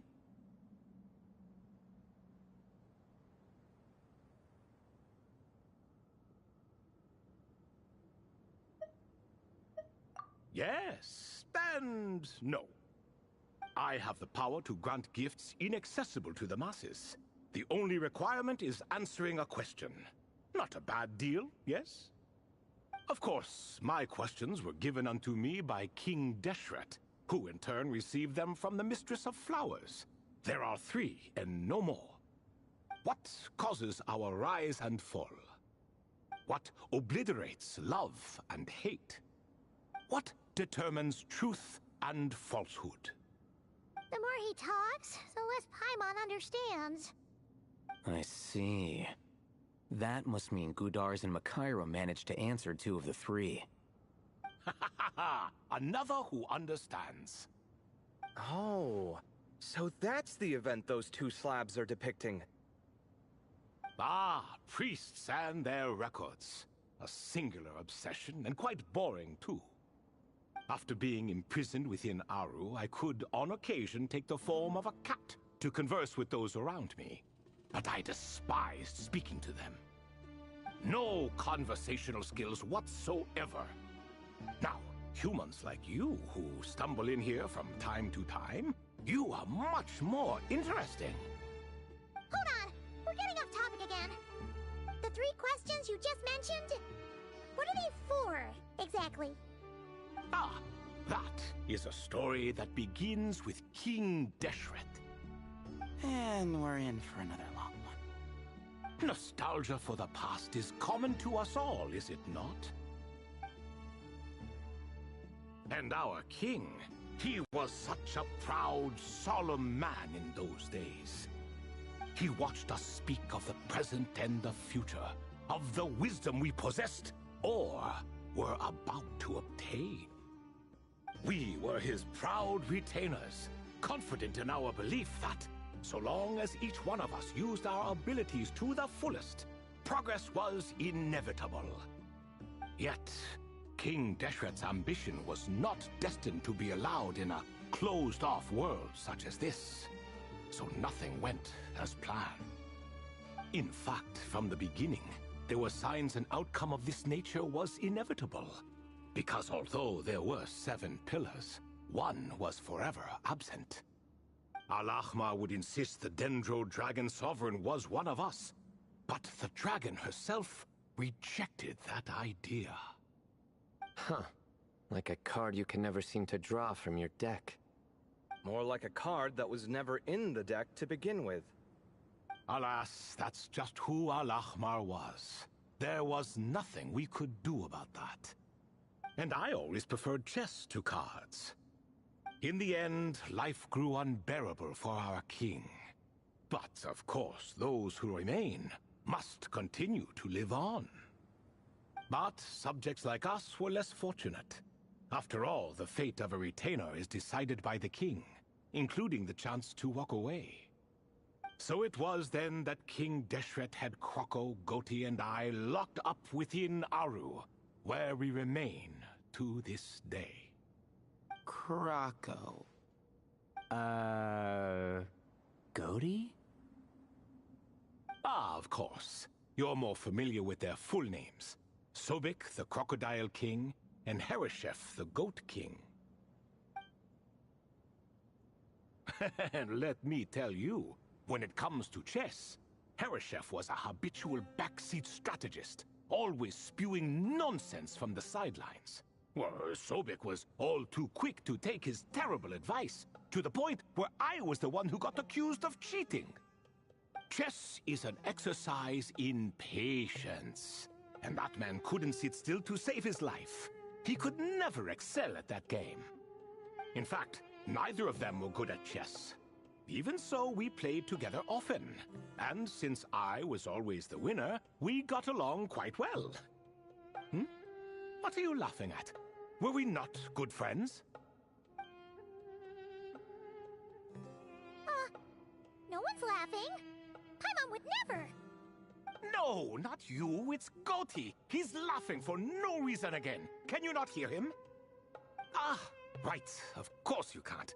The two of them are inside Aru, as am I, so only I can hear them. What is even going on here? Has he, started to lose it after being trapped for so long? That does happen to prisoners serving life sentences. Speaking of which, how's Azar doing these days? I doubt he's doing much of anything. Just what I wanted to hear. What is the meaning of this? You doubt my words? I have half a mind to not talk at all. Oh, no. They're not questioning you, Lord Ibis King, just discussing other things. Please, continue. In that case, where were we? Getting to the part about the 3 questions. Hopefully. Ah, yes, we're almost there. Before I entered Aru, King Deshret said I could be released from my eternal seal if I chose humans who could provide the correct answers to those 3 questions. The first person who caught my eye was Gudars. I asked him, what causes our rise and fall? He answered, conspiracy and betrayal, for it renders the righteous and wise unable to succeed, and thus nations fall. I found his answer quite interesting, so I bestowed upon him the power to deceive. The second human I chose was Makaira. I asked her, what obliterates love and hate? She said unto me, I have nothing left to lose. Vengeance alone can quench both love and hate. I found this to be another fascinating response, so I granted her the power to be loved. But both of them ended up... Now then, young one, riddle me this. Did their answers point to this fate, or was it the power I bestowed upon them that determined their end? I'm just an observer who doesn't understand their circumstances, so I can't answer. A clever reply. I do not wish to comment either. It is all in the past at this point. My only wish was for their answers to be acknowledged by King Deshret's rules, and bring me one step closer to freedom. As for the final person, her fate remains to be seen, so I will not reveal her name.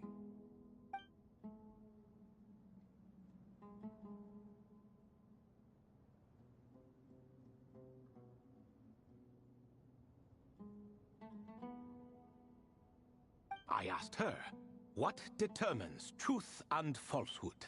And found her answer quite compelling, so I bestowed upon her a gift to match. As you can see, however, I have not been freed, so it's clear the answer she gave at that time was wrong. But alas, 3 people were chosen and 3 questions were asked. So now all I can do is wait.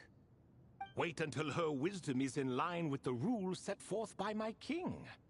Until she has found the true answer to that question. No wonder there was no third stone slab then.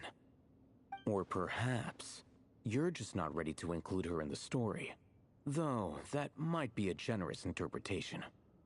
Well, it's not merely because her story remains unfinished. As the remaining priests of this place left, or passed on, there were none left to record the events that followed. Besides, stone slabs are few and far between in the Great Red Sands. In the sprawling desert, very few things or people even manage to leave a trace. But sometimes I can't help but wonder, if that young man from several centuries ago had been willing to answer my question, would I have left Aru by now? Wait, so there was someone else? Of course, it has been thousands of years after all. All sorts of people have stumbled upon this place, but I only chose the special ones. That young man had such a singular intelligence, though his companion, by contrast, was rather average.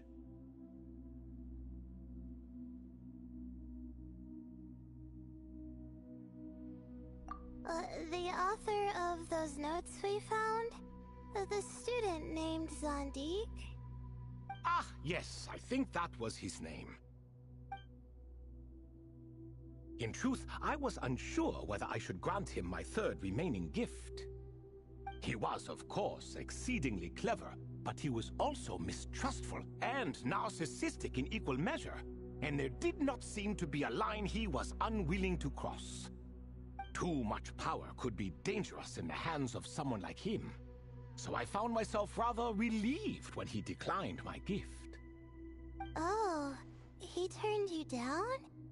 Did he give a reason? Yes. He said he didn't need it. I still remember the look in his eyes. Nothing stood out per se, and still I could sense contempt and disdain radiating from his gaze. I could not give an exact reason, but on instinct I just knew it would not end well to get close to a man like that. So, I tricked him. Stick close to your companion, I said. Only the descendants of Tuletula can come and go as they please. Leave him behind, and there is no escape for you. So, does that mean his companion wasn't a descendant of Tuletula? Oh no, that part was true. The lie was in the other half. Anyone can enter or exit this place. There are no restrictions. I saw that his companion was exhausted and was concerned Zandik might leave him behind, or worse, that some other accident might befall him. So I made up an excuse to prevent Zandik from going a step too far. Oh, and speaking of, Sandik's companion had the same blue hair and pointed ears as you. Wait, does that mean Layla's also a descendant of Tuletula?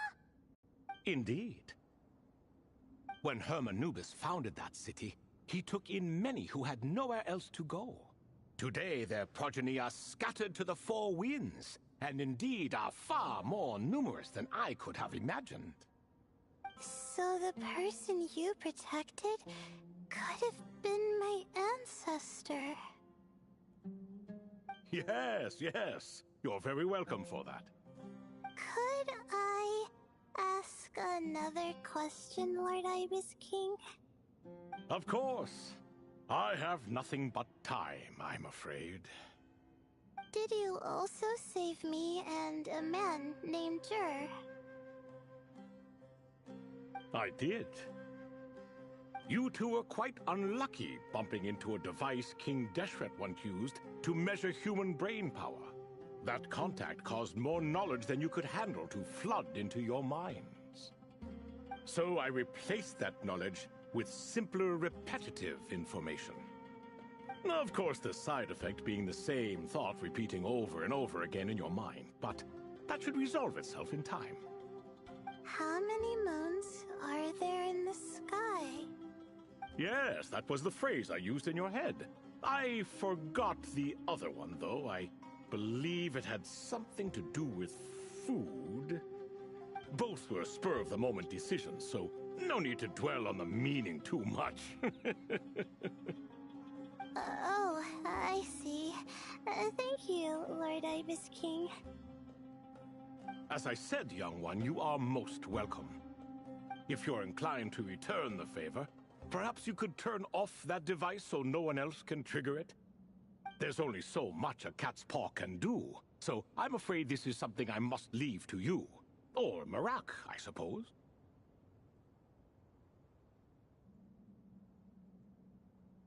Oh, splendid! Another one bites the dust. Such is the fate of things here.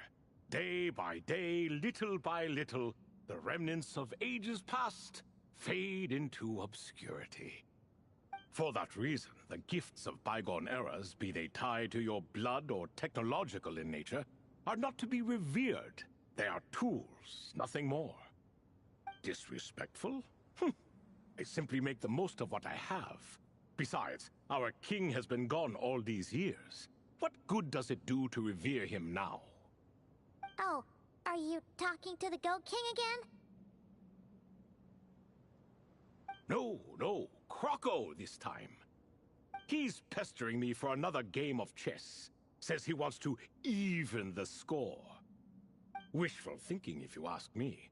If we counted one push-up for every loss, he'd owe me 300,000 by now. Of course, that's just a rough estimate. I've never kept count. It appears that's something you like. Being someone unable to be defeated. I suppose so. All right then. Time for me to extend my winning streak, and for you all to head home.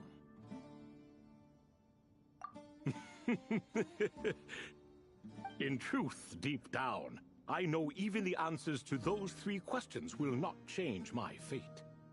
But that is for me to reckon with. Go on now.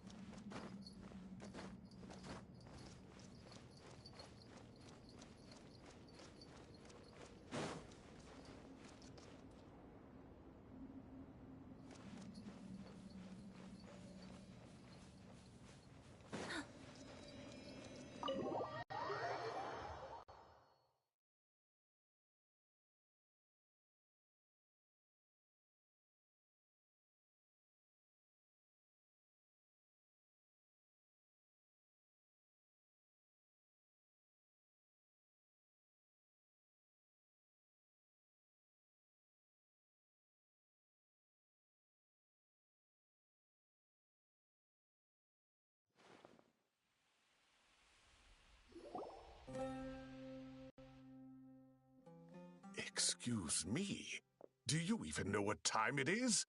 I've harvested 3 crops of tomatoes while you've been gone. You're exaggerating, Professor.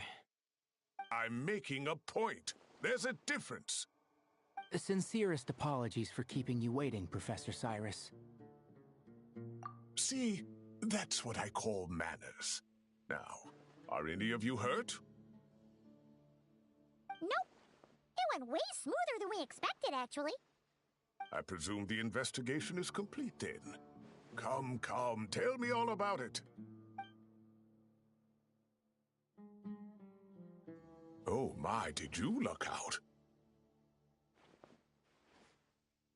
If you've read the work from the Vahumana Dashan, you would know that the Ibis King has, well, let's call it a mixed record.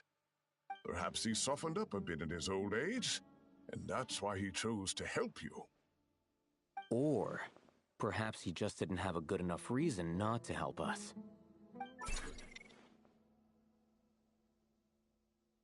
See? Marak agrees. How do you even know that's what Marak meant?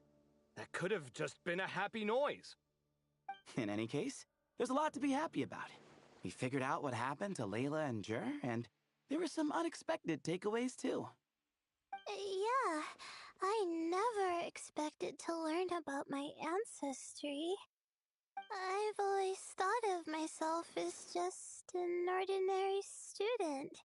I never would have even considered something like that could be true. Come to think of it, our ancestors might even have been friends at some point. Huh? You're right. Maybe I should take a trip back home to see if I can find any records about that. Oh, I was just throwing that out there. I wouldn't want you to go to the trouble. It's fine. My advisor gave me a break, and I still have a few days left, so... Oh, wait. My study topic. I haven't made any progress at all. No. I need to focus on that instead. Right. Couldn't you help her, Professor? Huh? No, I could never. Me, you say? I'm from the Spatamar Darshan, and I don't think that Nephis or Zahahadi researched the stars. All I have to offer are my homegrown tomatoes. Although I suppose it's not impossible. I can ask a few old friends to recommend some interesting topics. You really don't have to. It sounds like a lot of work. Hardly. A few passing questions while we water the plants? It's no trouble at all. Thank you so much. Of course. Now it's getting late, and you all must be tired. Let's wrap things up here. Some say desert nights are the sun taking mercy on us after the heat of the day. So, let's leave while she still feels merciful.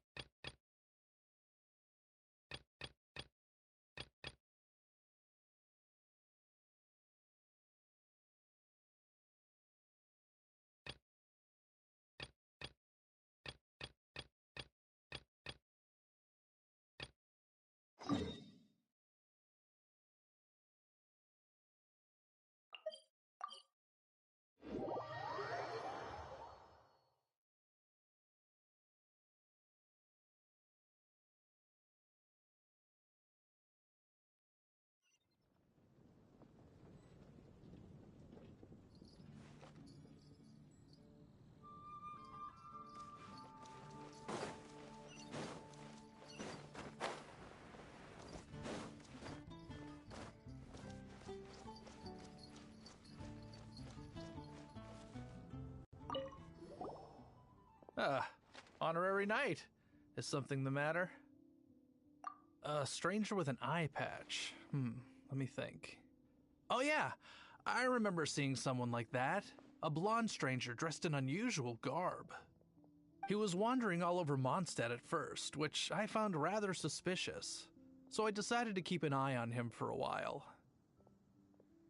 I lost him pretty quickly. Still, I didn't think that this was such a huge matter that we needed our outrider to pursue him by air. As long as Master Jean is here, there's nothing to fear from some suspicious, unusual-looking person. That might be true, but if it were up to Jean, she'd take this way more seriously. That is true.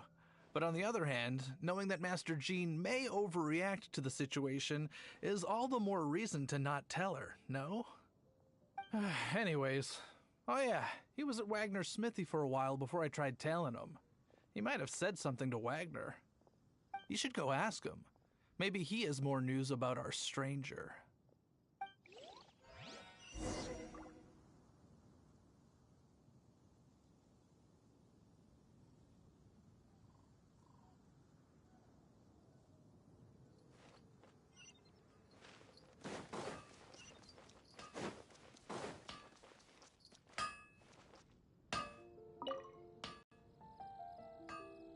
What?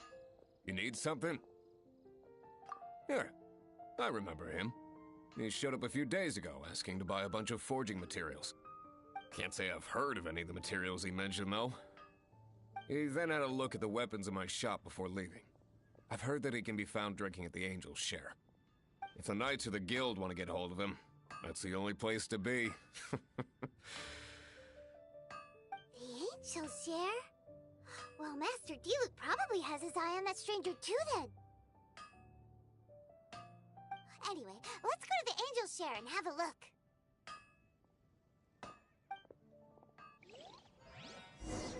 Hard work is all there is to the craft.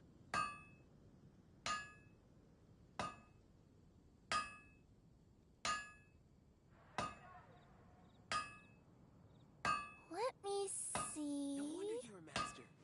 Okay, let's get going. The next location on my list is really far away.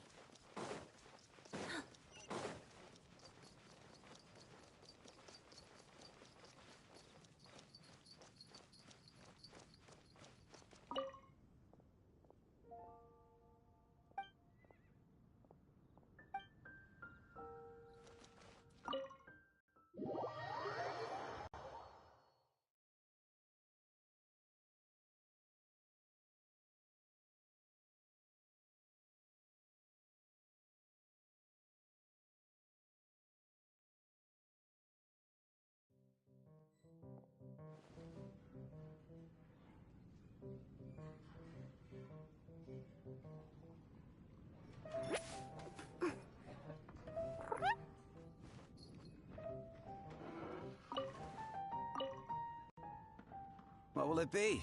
Grape juice or apple cider?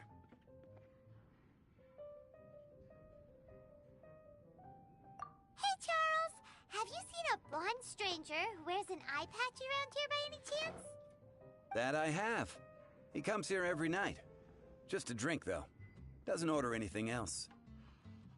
He even sometimes mixes his own drinks after he orders them. I don't know anything else about him, but from his selections and mixes, I'd say that he's quite the connoisseur. And what's Master Diluc's opinion? Why, I just gave it to you. Quite the connoisseur. Investigating everything as always. Guess that's Diluc for you. If you're looking for that gentleman, he ordered some new bottle of wine in advance yesterday. So he should be here today, too. There's too many raucous patrons on the first floor, so if you want to wait, best to go to the second. Even if you are a close friend, I can't give up.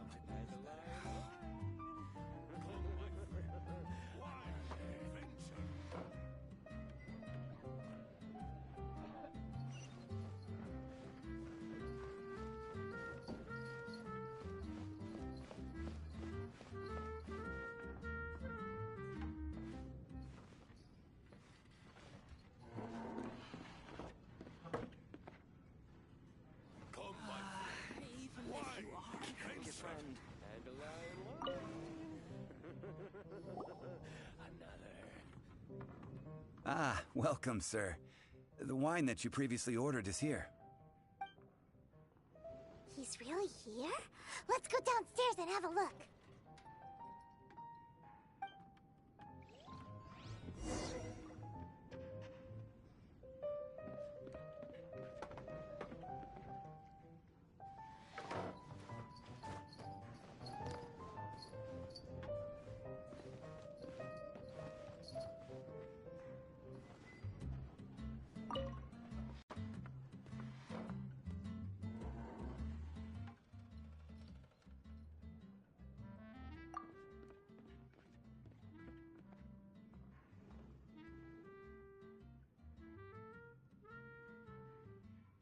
Wow, he's got no intention of paying us any mind, huh?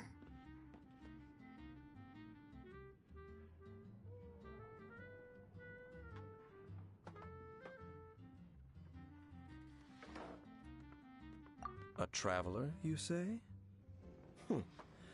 Why are you traveling?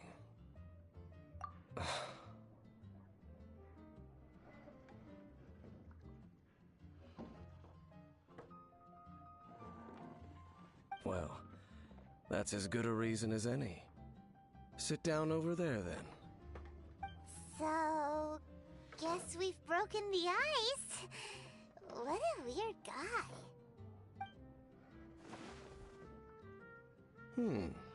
That little one beside you.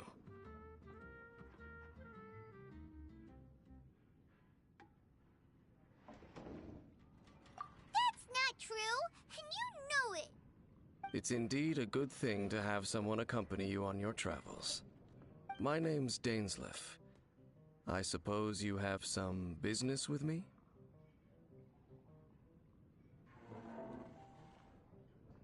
Sure. And he was so cold just a moment before. Paimon's got a bad feeling about this. But I will require advance payment.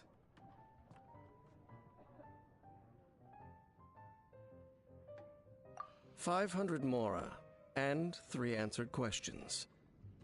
The 500 is a one-time fee, and we'll settle the questions in a moment. That's it. Well, now Paimon's got a really bad feeling. That kind of compensation can't be right. Ah, thank you.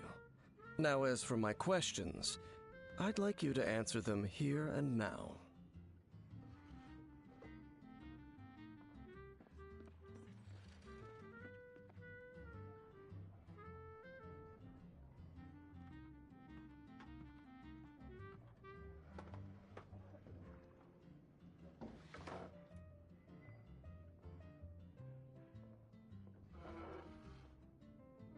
The answer to a question says nothing about right and wrong, only about differences in attitude.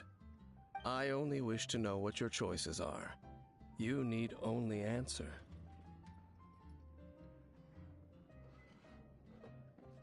Question 1. The crisis Mondstadt faced was resolved by an alliance between yourself and that Animo Archon who calls himself Venti. Who, in your view, was the key to ending that crisis? I know everything that I should. Well, answer the question.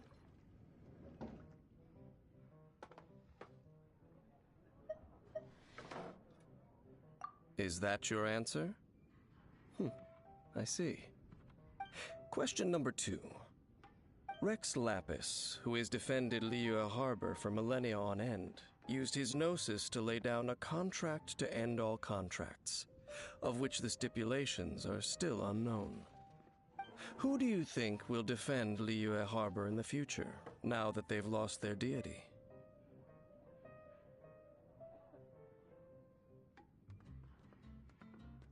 So that's your answer? I see. Now for my final question. This world has people who gained visions, and those who did not. Which of the two do you think hold more importance in the eyes of the gods?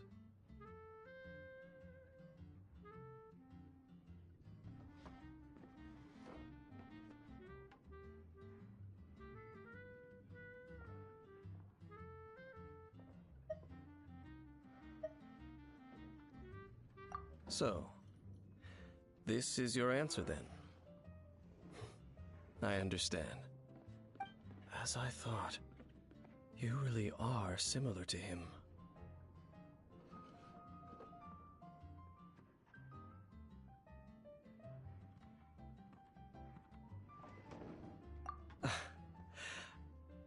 I'll take that 500 mora.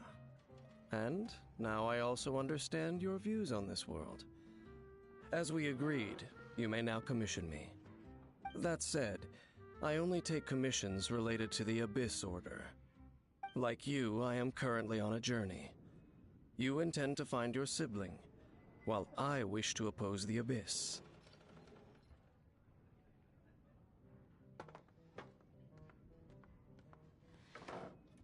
Ugh. Those creatures that serve the Abyss are the fangs and claws by which the Order spreads chaos in this world. I have come to Mondstadt this time while on the trail of an Abyss Herald. An Abyss Herald?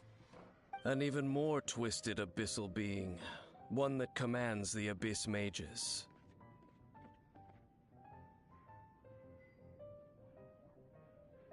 Oh, that's right! We've just been fighting against the Fatui and Liyue, who are human too! We haven't encountered the non-human Abyss Order at all! There's some reason behind that, I'm afraid. It's possible that they may have been under orders to avoid your path. Oh, that does sound pretty dangerous. Maybe they're looking for a better time to ambush us or something.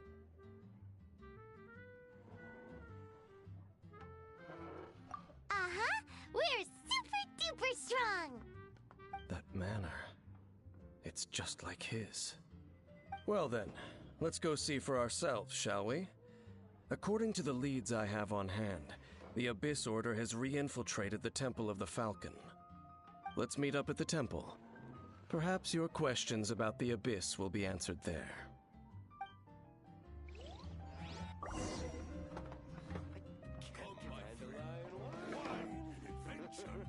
Even if you are a close friend. What would you like?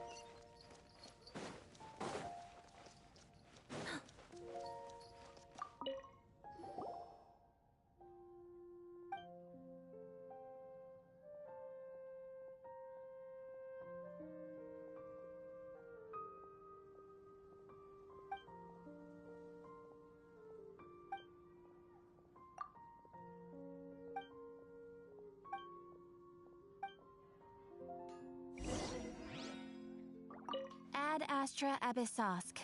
Welcome to the adventure. Thank you for completing today's commissions. Here is your reward. Ad Astra Abyss.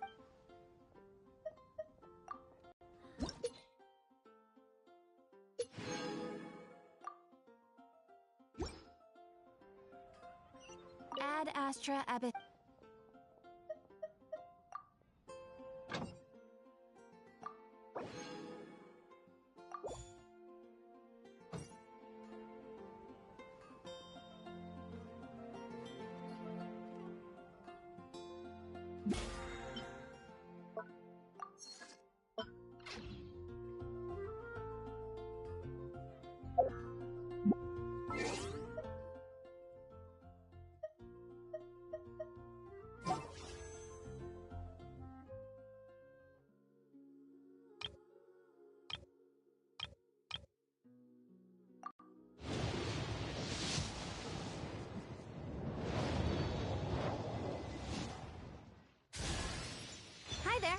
Beyond-san, from the Collective of Plenty, and I'm the most well-known fitness coach in my tribe. You look like you're in pretty good shape. Do you work out too?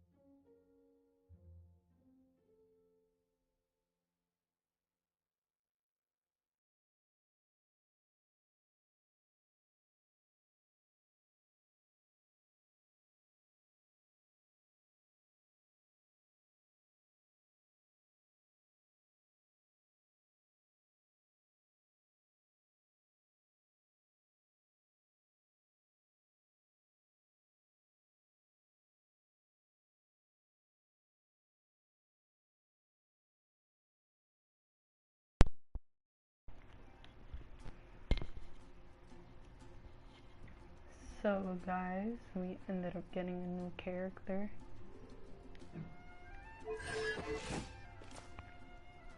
Yan-san. That's funny because if you do see like my live stream a little bit earlier, I was looking at the characters and she was the first character I looked at. So to be able to get her is really cool.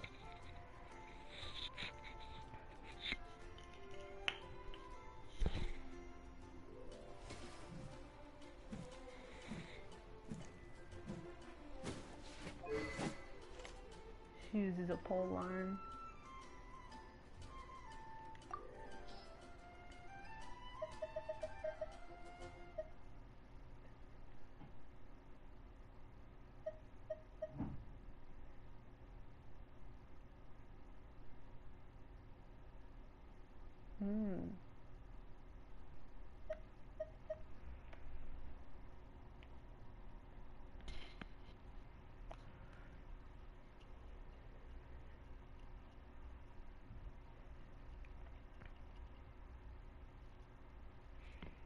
Now I'm gonna see if I could fit her into my team also, because I do have Lisa, and Lisa is amazing, but I want to see if another Electro unit would do well on that team also.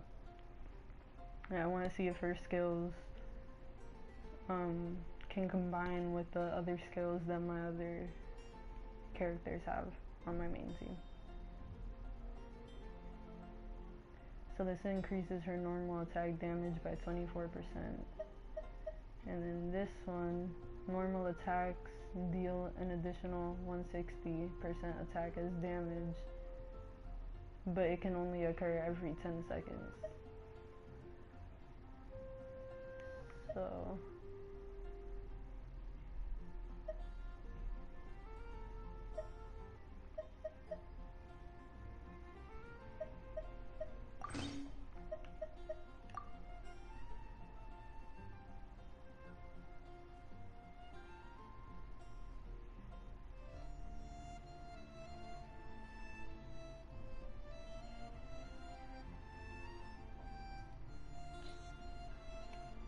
yeah.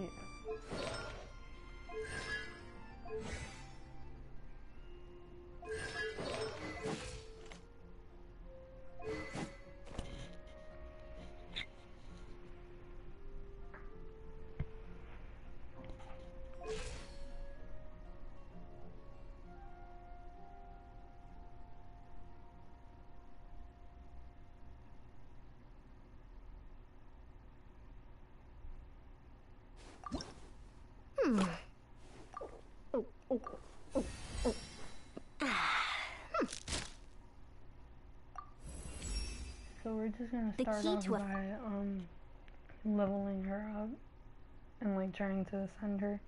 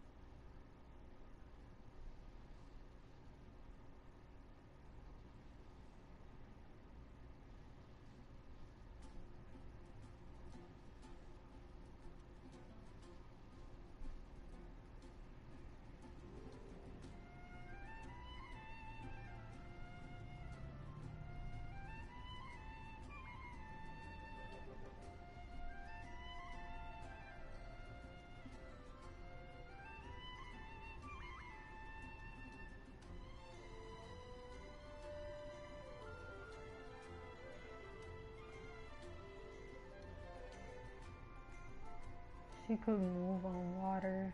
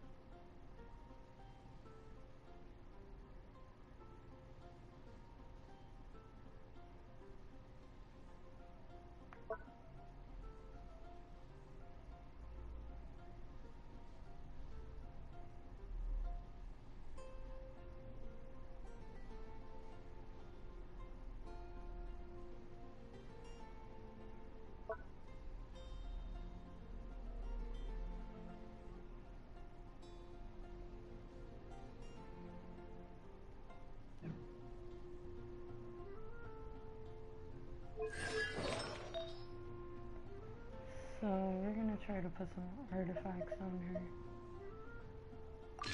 for now.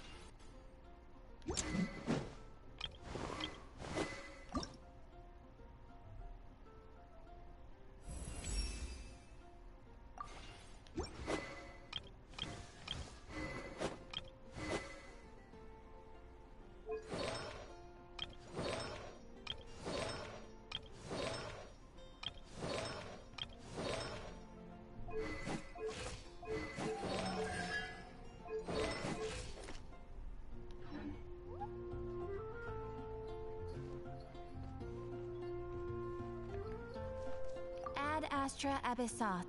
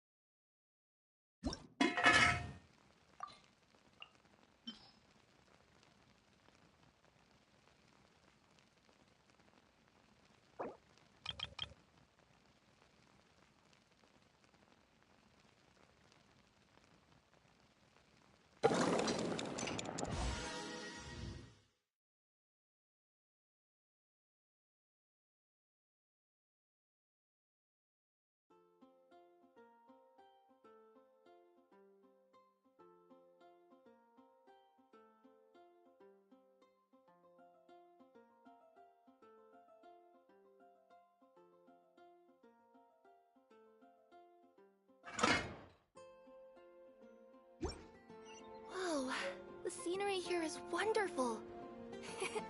I've landed the perfect job.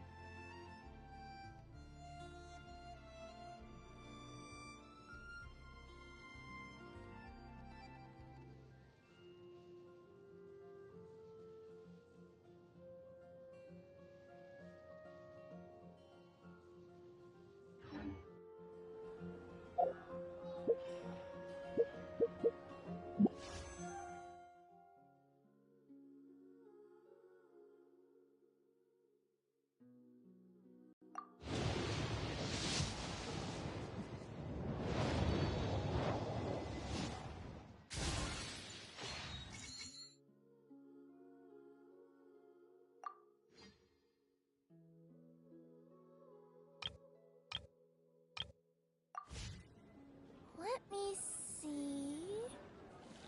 Okay, let's get going. The next location on my list is really far away.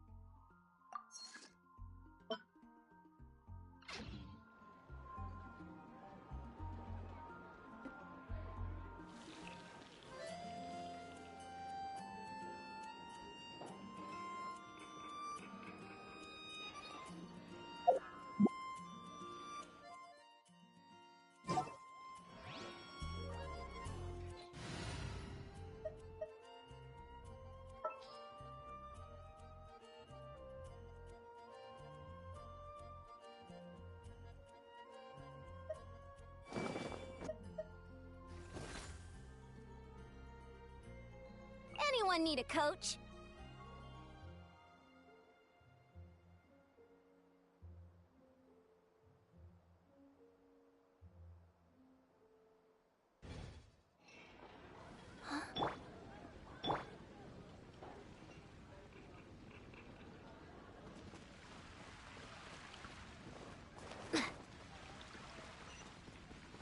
Quick as a flash!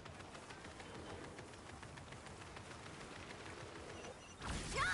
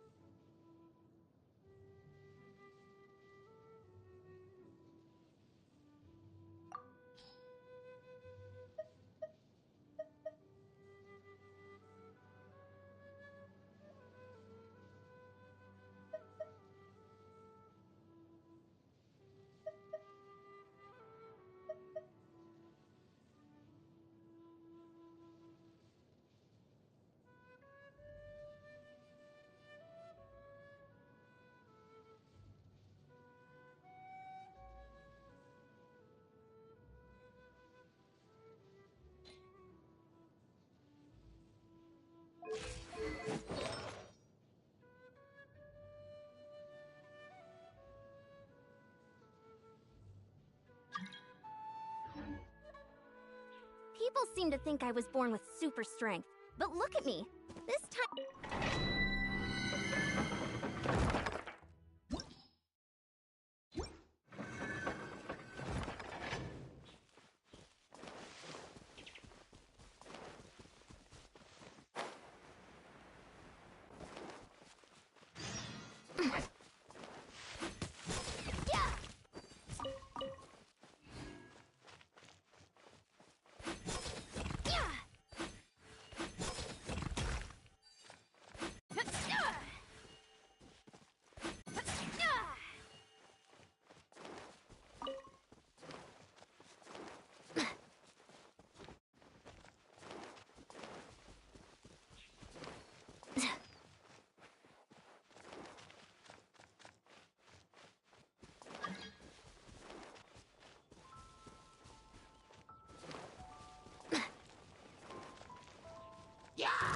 Controlled breathing.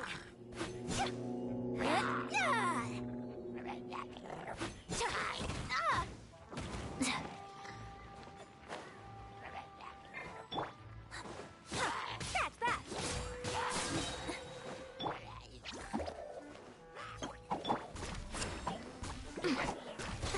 Stronger!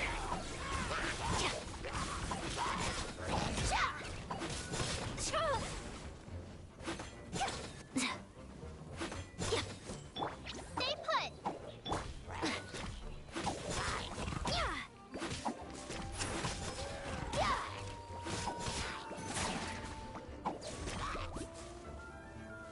Quick as a flash!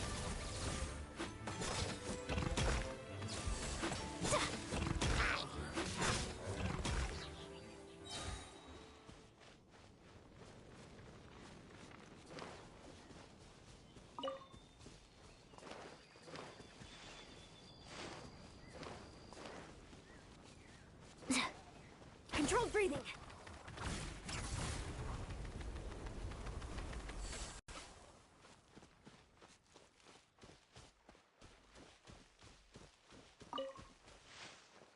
Quick, find some shelter. You don't want to catch a cold. It just puts unnecessary stress on your system. This is Springvale. There must be some clues about Raptor around here. The sister from the cathedral put some secret animal markings on the artifact he took. Use your elemental sight and keep your eyes peeled for clues.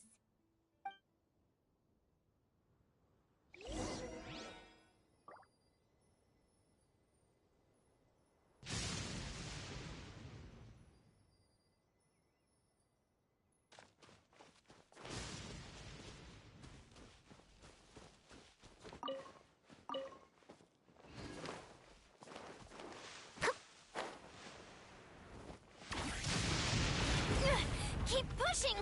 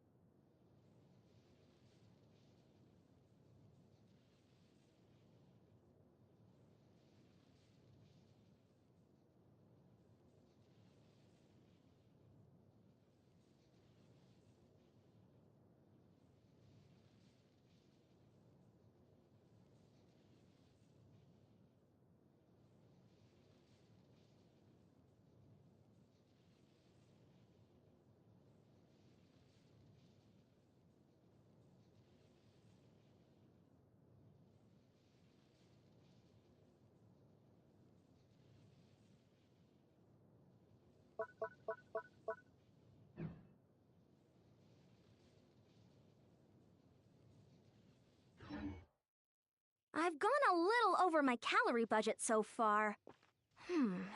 Need to rethink my dinner plans to get back on track.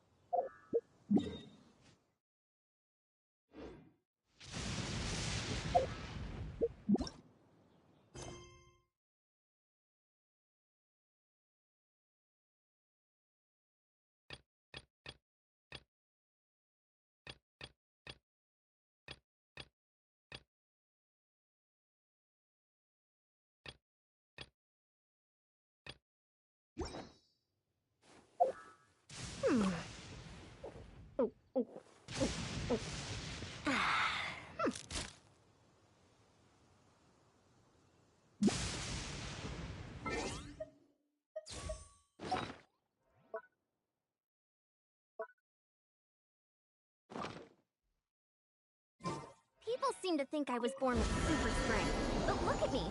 This tiny frame is what my genetics gave me. All my strength comes from consistent training with good technique. Put in the same work, and you can absolutely get the same results.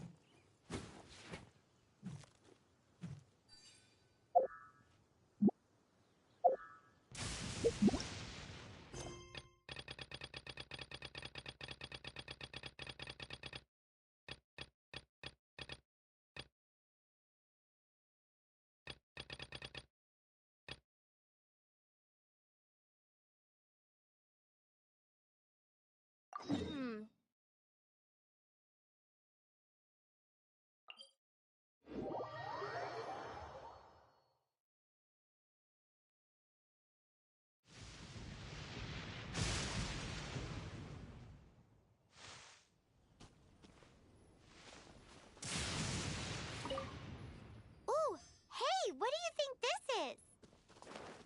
It looks like a broken tree branch. Oh, Paimon knows. It's from a frame of a wind glider. A strip of cloth with animal markings on it.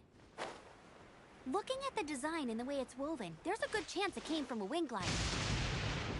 Wow, Outriders have to be textile experts now? It's a harder job than Paimon thought.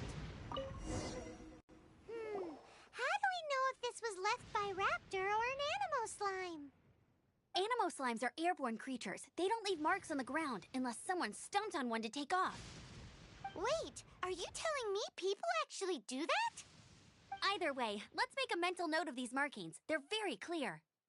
It appears that the elemental markings point this way. Huh.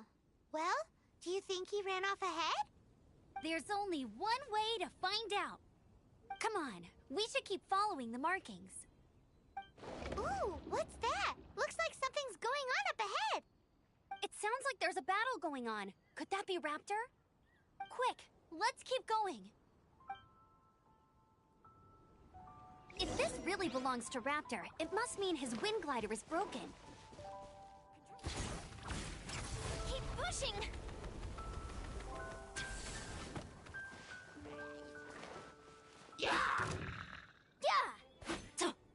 Rain outlines your face. Run first! On my mark! Thank goodness! The Knights of Favonius have arrived. The hilly trolls won't dare pursue me any longer. What happened?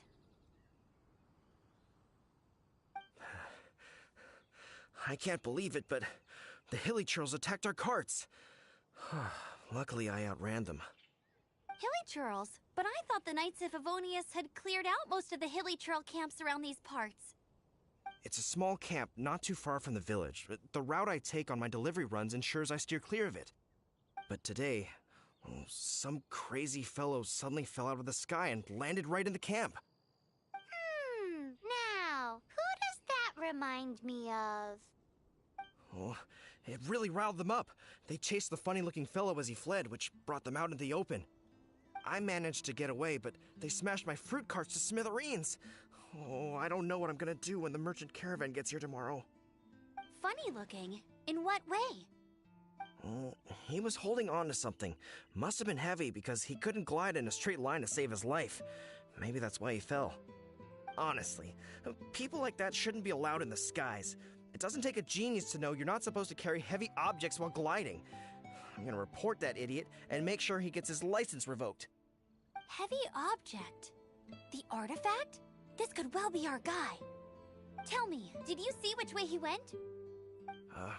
I managed to catch a glimpse as I ran from the hilly churls. I think he went that way. Seems like a strong lead. On with the chase! Oh, and don't worry. As soon as I get back, I'll tell the knights to mop up the rest of the hilly churls as soon as possible.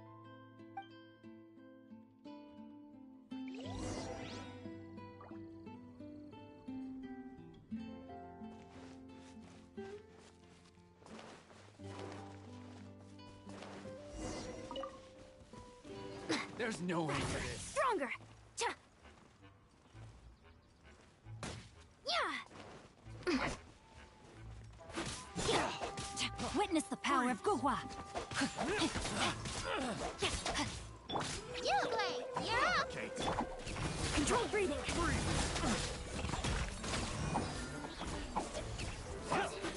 Suffocate!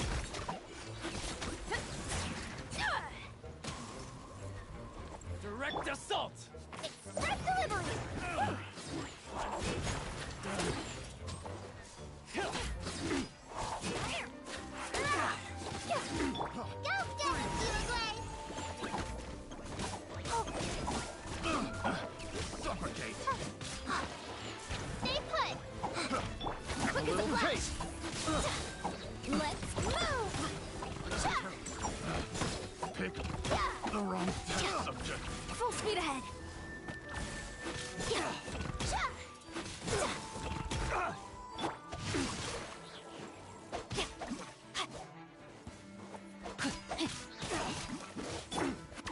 Apart from the hilly churls, there's a bunch of funny-looking people, too. Judging from the type of wind gliders they've got, I'd say this lot is with Raptor. But if that's the case, what are they hanging around here for? I wonder...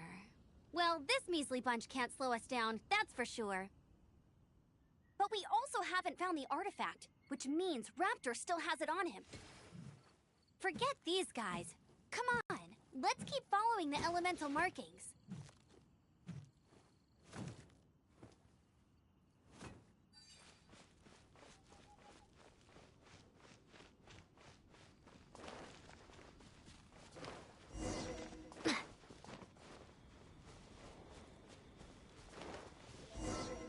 Huh. Look where we are.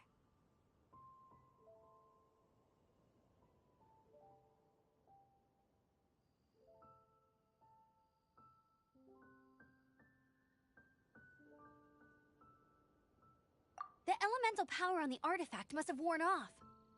Raptor must have realized the markings would give away his position and sent his minions to slow us down. That way, when the effect wears off, he can make his escape. He won't get away with this. After him!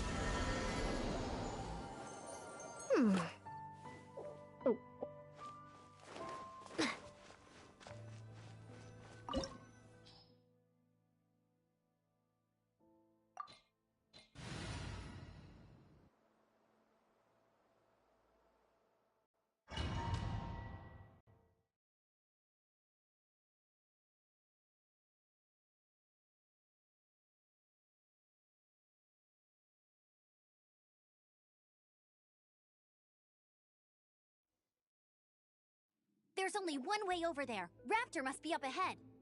However, it looks like the only way we can catch up is if we glide. But there's a ton of enemies below. They'll definitely attack us after we take off. If we're gonna do this, we'll have to glide and defeat them in one fell swoop. You still had one stage to go in your exam, right? Yeah, but what's that gotta do with anything? How about we make this the third and final stage of your gliding exam? Are you sure that's how the exam is supposed to go? It's a custom version of the exam, designed by yours truly. Besides, the normal version of the exam wouldn't be fit for the hero of Mondstadt herself. So, what do you say?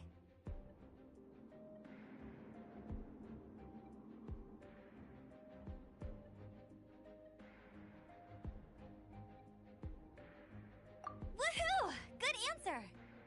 Prepare for takeoff. Raptor awaits you once you defeat all these enemies. Then that gliding license is yours.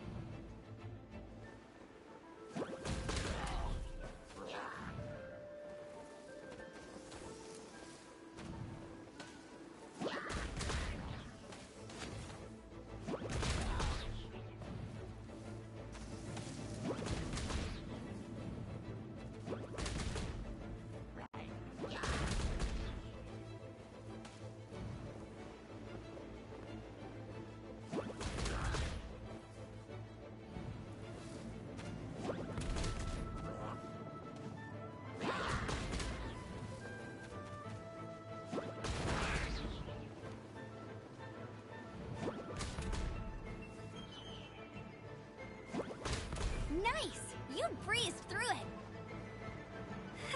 You're a natural. I knew you'd be fine. All that's left now is to grab ourselves a raptor.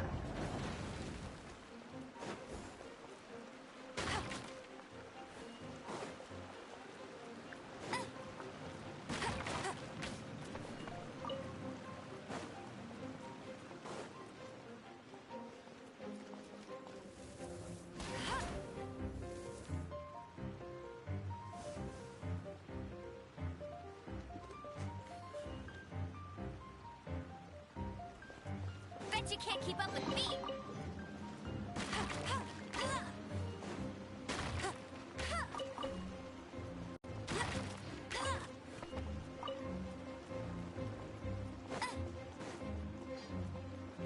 Bet you can't keep up with me!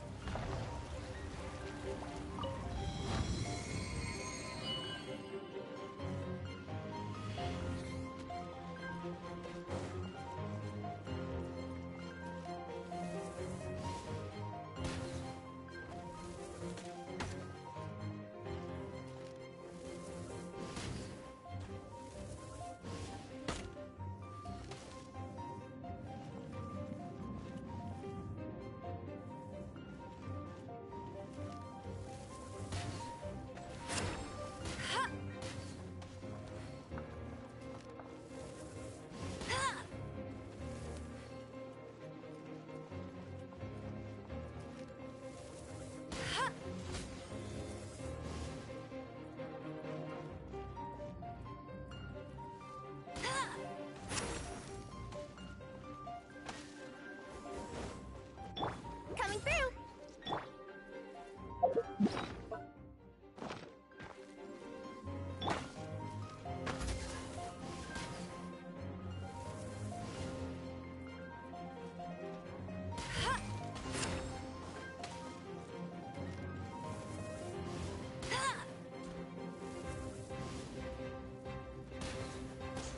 Hey!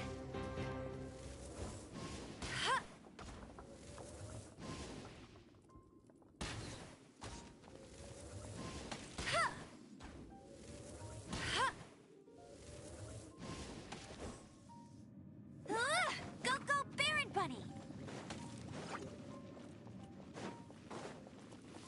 Right.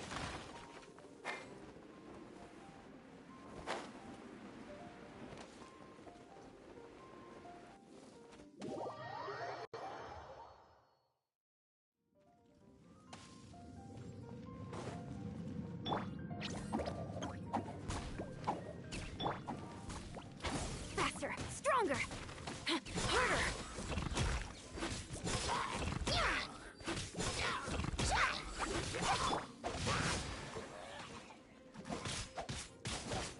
That's that.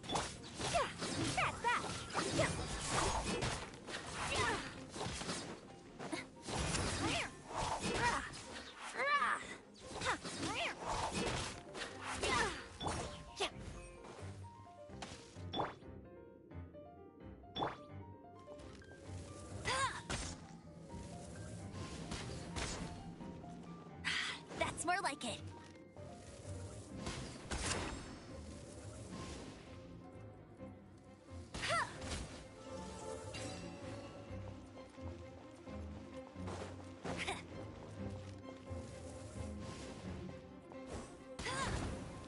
Bet you can't keep up with me.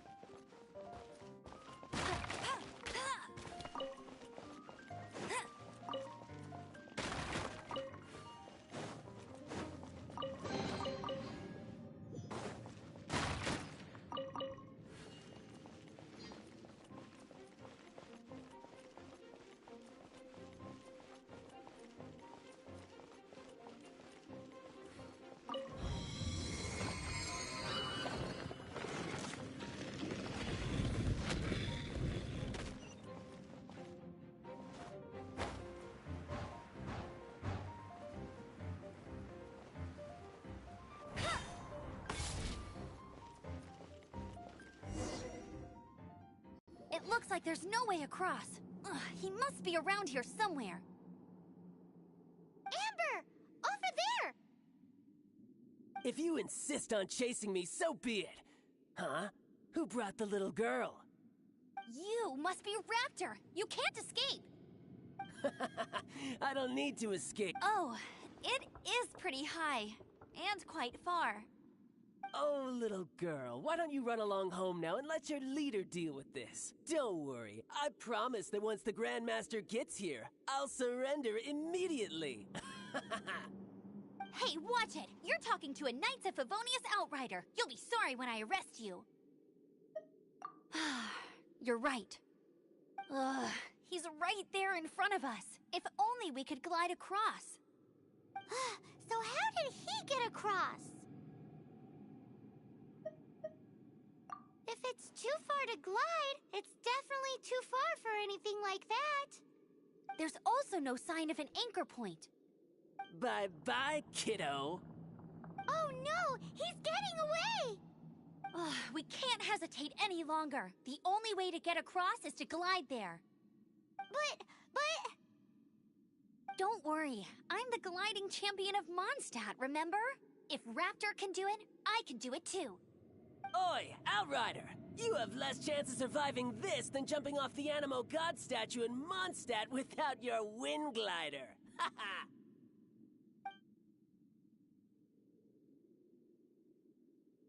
Paimon sees your point. If you rule out everything that's completely impossible, gliding is the only idea left.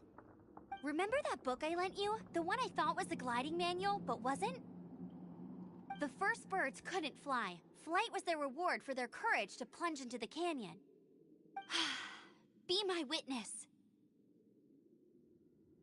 Raptor says I'll never make it.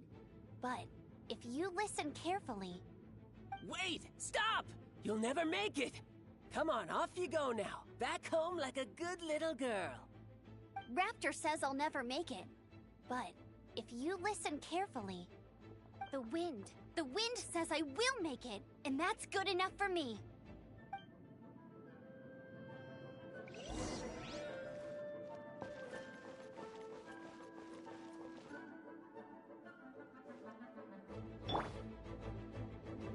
Quick as a flash! Amber! No! You're gonna fall! You're gonna fall! It's a wind current! She's gliding! Amber's gliding! You're crazy, kid! You must have known about the wind current. There's no way you would have jumped otherwise. The wind takes care of those who have courage. Now sit still and await your arrest, like a good little boy.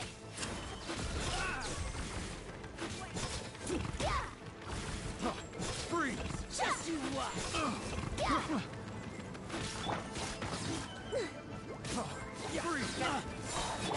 No, my sword. Body and... Here, please! Form first! Freeze! Charge! Start the clock! You're open! Harder!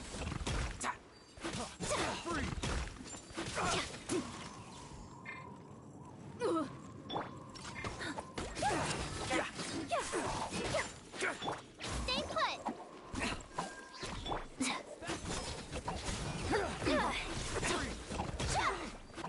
Stay out of my way! I got carried. Freeze!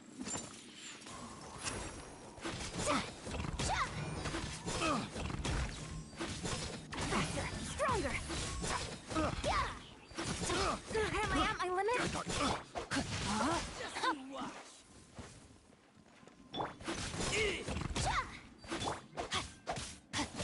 Let me weave you a verse. Ready, go! Don't be scared!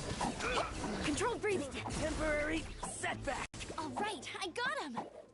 I only noticed the wind current from in the air, and it's the only one. It would be suicide to try and escape in the direction Raptor was going. In other words, the only way Raptor could have gotten out would be this way, past us. Aha! So he was just trying to fool us by acting smug, in the hope that we would just give up and leave. Little did he know, we're not so easily fooled. It was all thanks to your sharp thinking. Just like a wise man once said, once you eliminate the impossible, whatever remains, no matter how improbable, must be the truth. At the end of the day, gliding is 7 parts technique, 3 parts instinct, and then 90 parts courage. What you did now looked more like 99 parts courage. It was just like in my first gliding exam. I was super nervous, but in the end, there was nothing to be afraid of, and I passed no problem. I kinda missed that nervous rush in the exams I've done since then. It just wasn't the same. Sorry. Paimon thought you said you passed no problem. What do you mean exams since then? Well, you see, the thing is, Mondstadt is all, no glide zone this, no landing zone that. Every time I get my license, it keeps getting revoked. I must have taken the exam about 15 times altogether. But I always pass the first time. I guess my little gliding manual ain't so bad after all. Let's go and get a copy of the real gliding manual from Acting Grandmaster Jean sometime.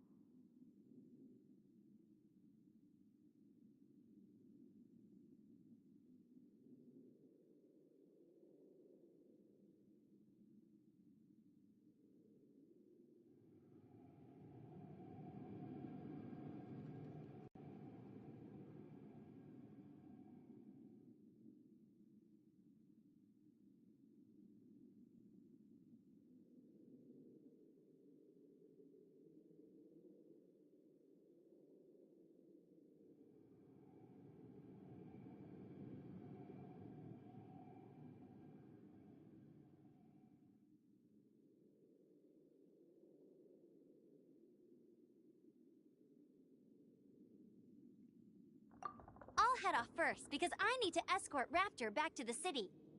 Once you're back in the city, don't forget to come find me at the cathedral. I'll issue your gliding license there.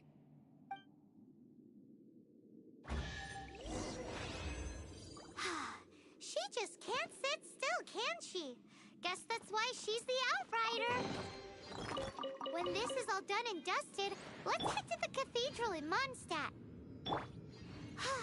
Getting this gliding license has turned into quite...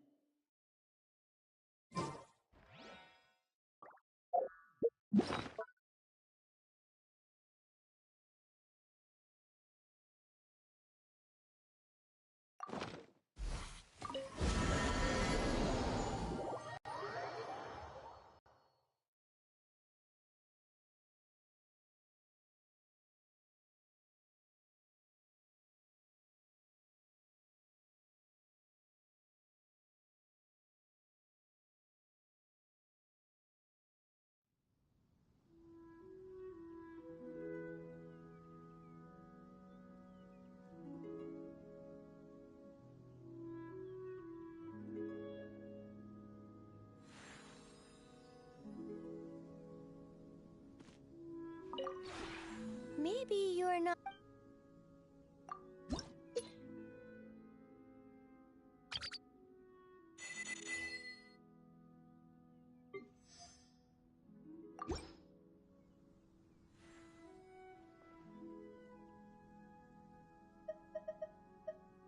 If you ever have any questions about the realm within, you may ask me.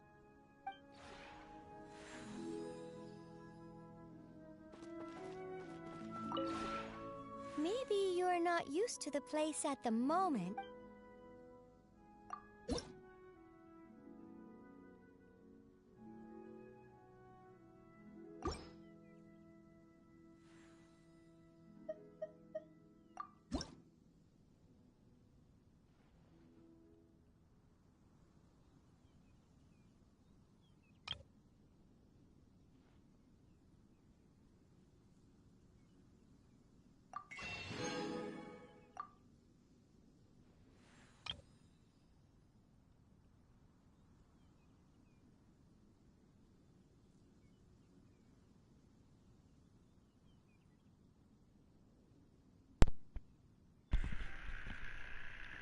What's up, lone roamer?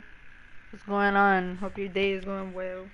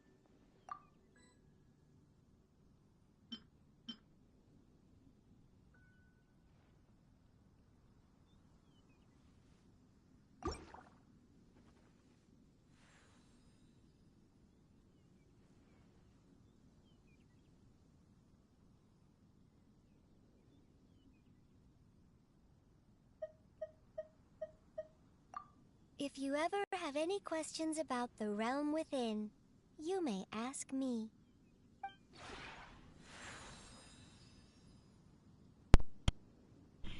Yeah, we could definitely co-op.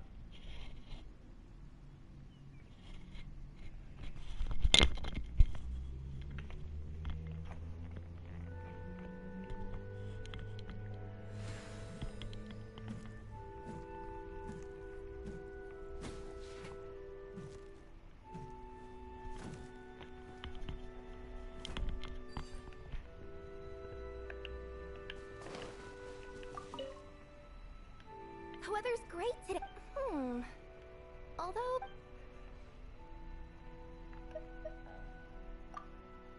Morning! How do I look? Oh, but, don't...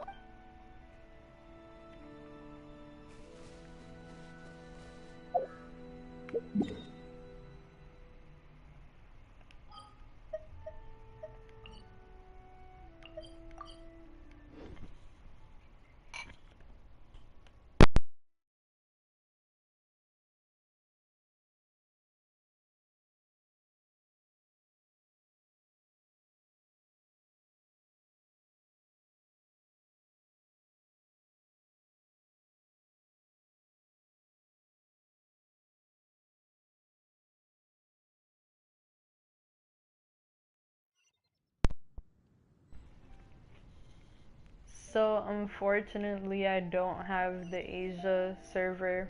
I'm on the America server.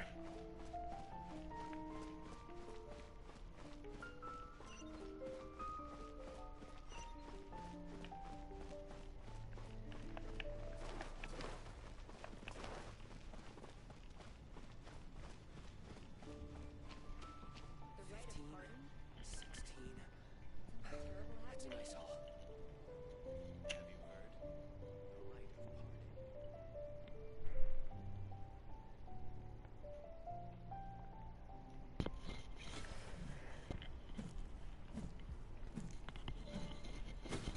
parting. Okay, I appreciate it though. Don't forget to subscribe also.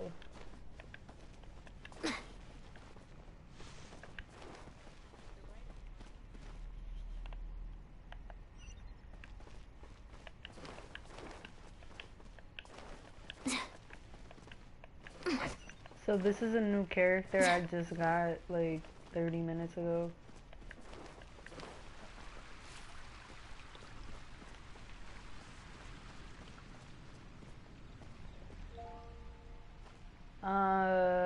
My adventure rank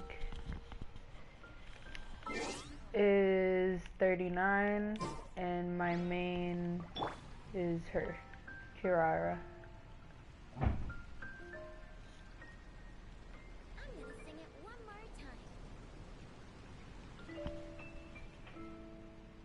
And yeah, you might see she's at level 20, but she's still really strong due to, you know, her weapons and artifacts.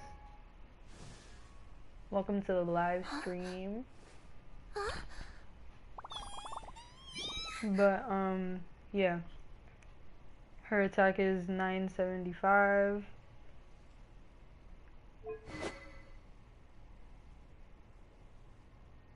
Yeah, I am, but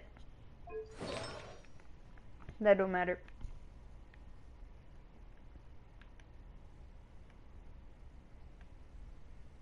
We got all her artifacts maxed out.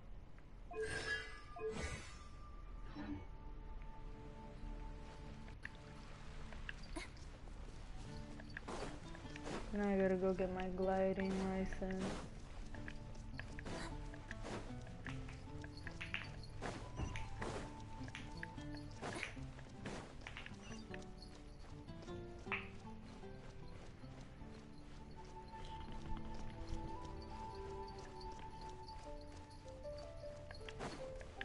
I appreciate it.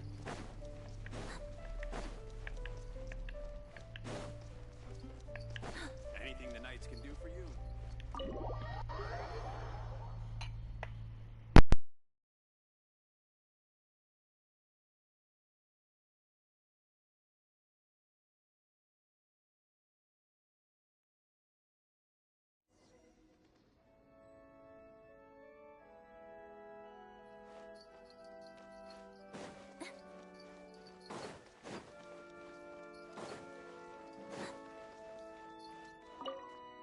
Congratulations! Here is your gliding license. You're officially legal now. Yay!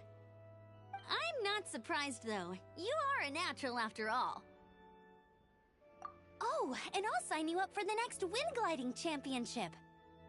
I glide so fast that no one can keep up. It's just me up there, on my own, gliding around. It's kinda boring.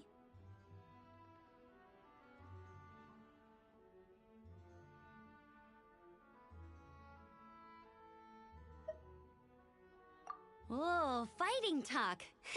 It seems you have no idea how terrifying the championship really is. Well, until I kick your butt in the championship, I wish you a happy, liberating, and above all, law-abiding gliding experience. Make sure you obey the rules. Whatever you do, don't get your license revoked. Oh, brother. If you ask me, that's a bit rich coming from Amber.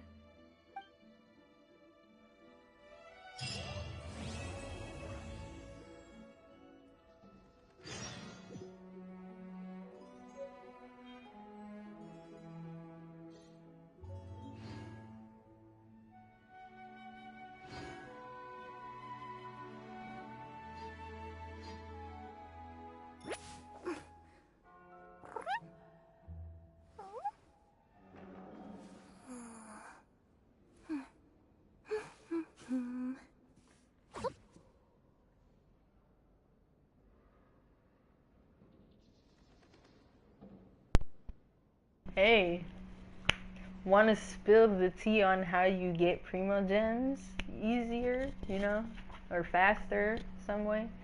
Because these quests be taking hours to do.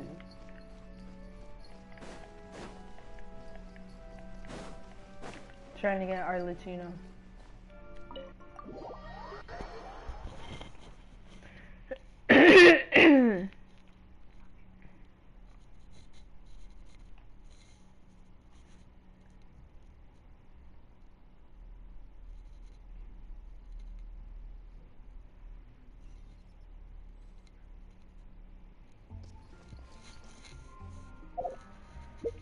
So we completed that quest.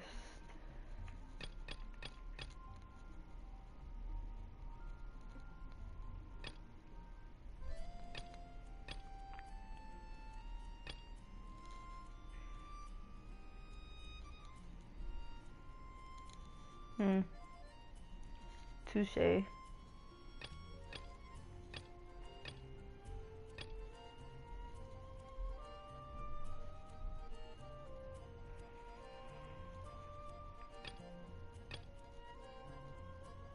Yeah, that's low-key what I've been doing, like exploring and doing the events. Matter of fact, talking about events, there's a new event. This one right here. I'm gonna go do that.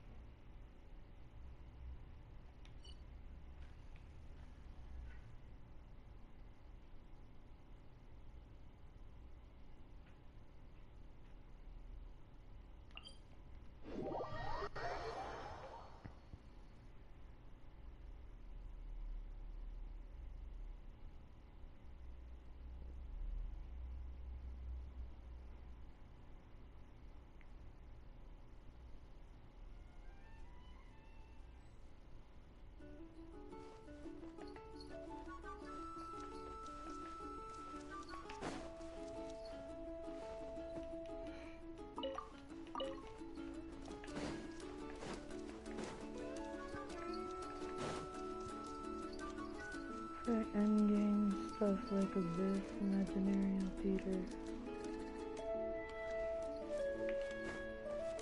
Yeah, I did the Stygian Onslaught, the first level. I was able to get past it, but I know that the second level type shit's gonna be hard. I seen my husband start that off. Also, don't forget to subscribe to his YouTube channel at Infinite Rocket. Tap in. He also has a Genshin account, so if you really like Genshin content, tap in.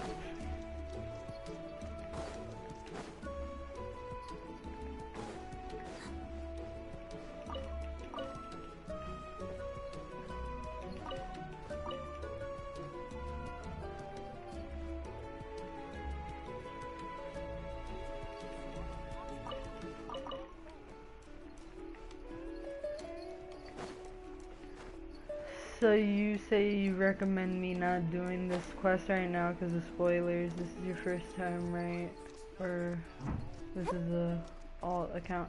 Nah, this is my first time like all together in this game. But low key, I did do the Easy Breeze Resort like quest, you know? And that might have spoiled shit too. I don't think I really mind. Because at the end of the day, I'm gonna end up finding out about it anyways. Just in a different order.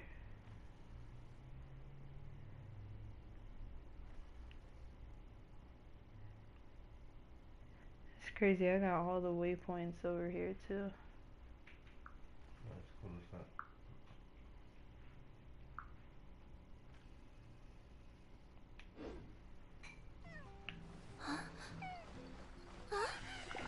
And I do appreciate the recommendation, but I low-key don't mind.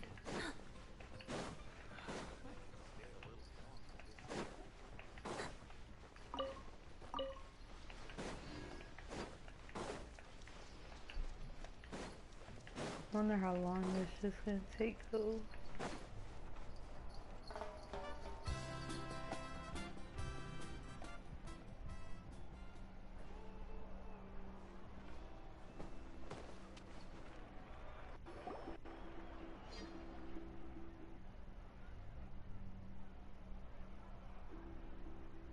Nah, that's lit as fuck. You just got Arlecchino. You thought you wouldn't win 50-50. Nah, that's dope as fuck. Congratulations.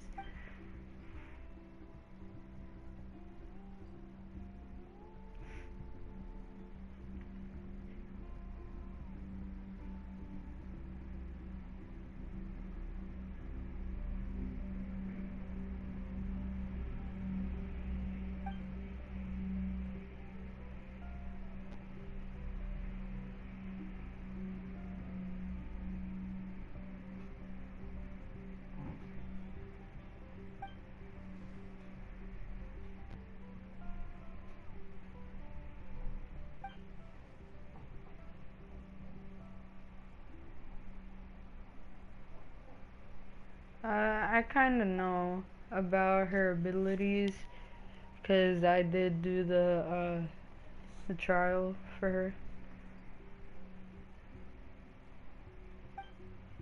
So I was able to use her.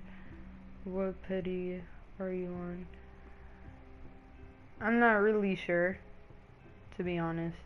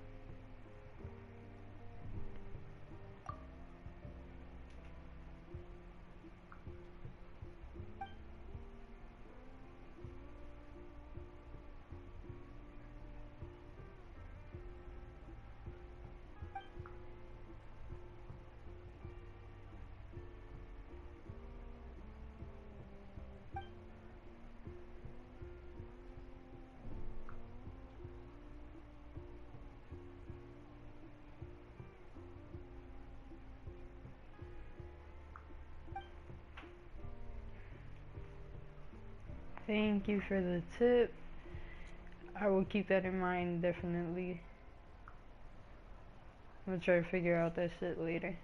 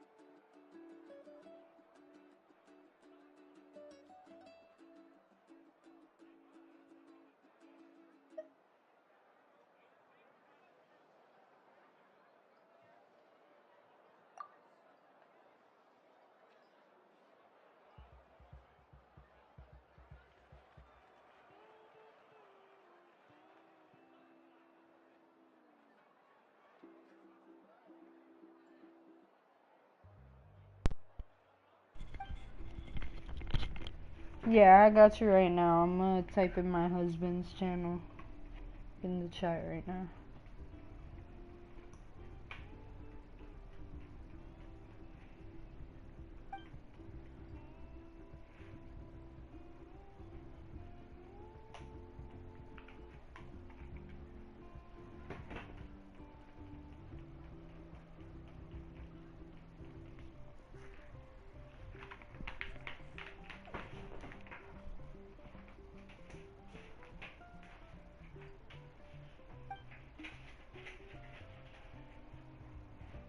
That is my husband's channel. Go tap in. And no problem.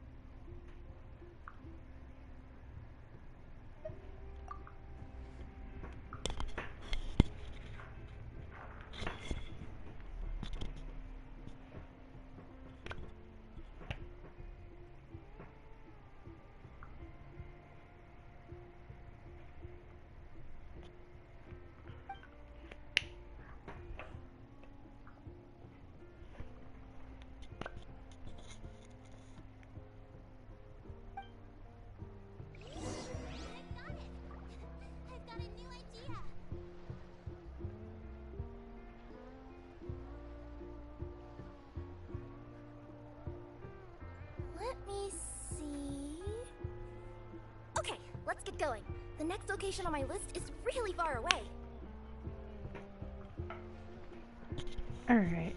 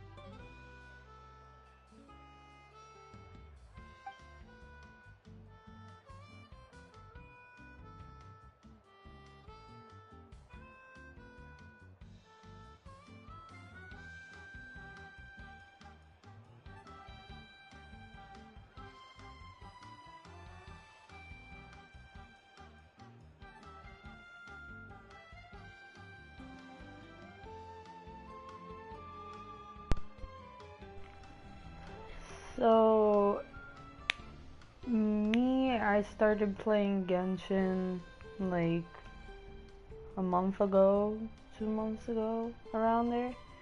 My husband had the game before, and he played it before, but that wasn't for too long.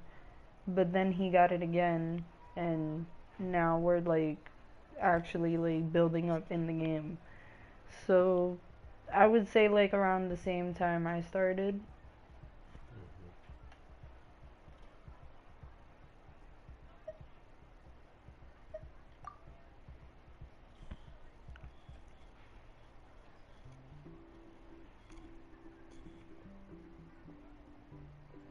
And right now he's trying to get Zhongli from the banner, and I'm trying to get Arlecchino from the other banner. This is about to be broken when we can both get those.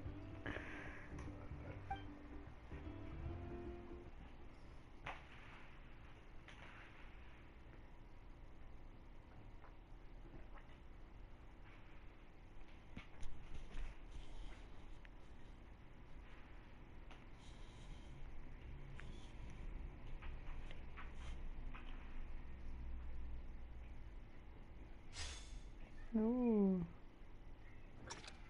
Okay.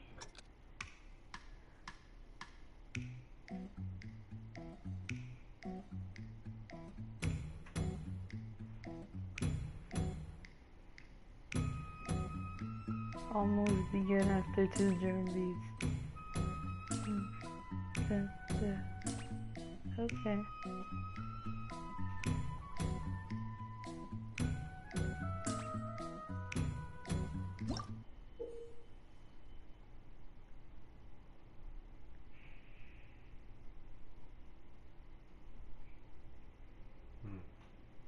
This lit as fuck. Yeah, he's close to that AR rank.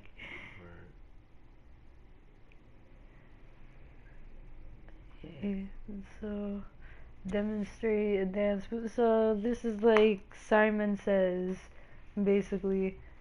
Whatever she does, I have to copy it.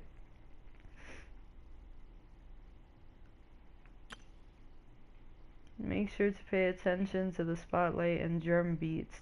After hearing 2 drum beats while in the spotlight, you must perform the same moves as the lead dancer showed you in the previous round. Atmosphere builds, fever time. Gain extra points.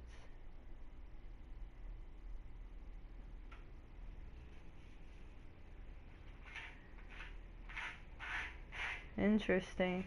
He said that it took him months to get from AR-55 to AR-56. I wonder why. Like, is the quest for that like mad difficult or something?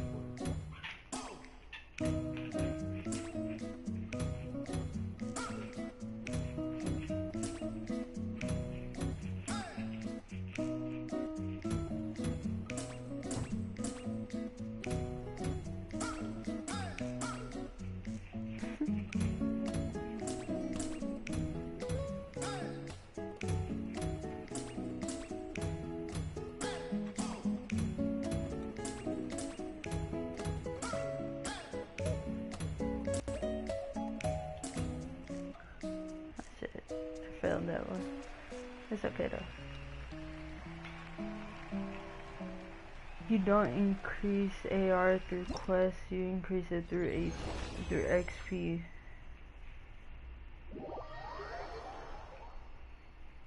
Oh shit. 232k XP to be exact. That's a lot of XP.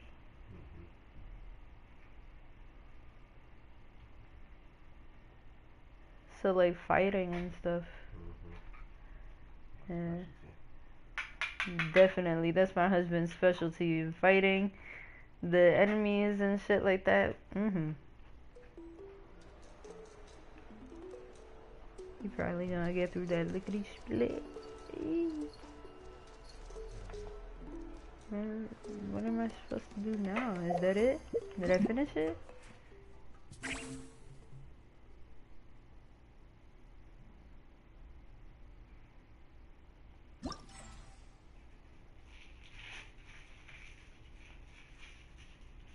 Oh nah, I'm doing this shit. You see all them primo gems? What do I gotta do? Tell me.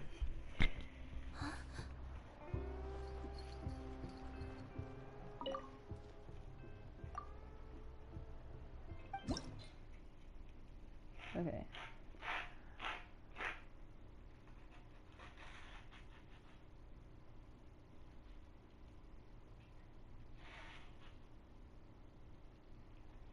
My main is Navia, GODPS.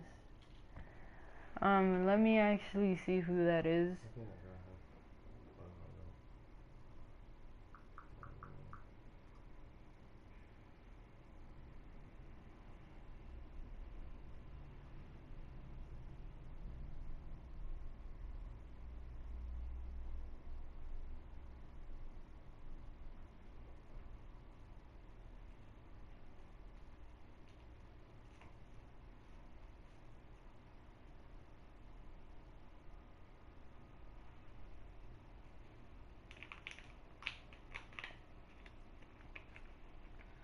Let me see here. So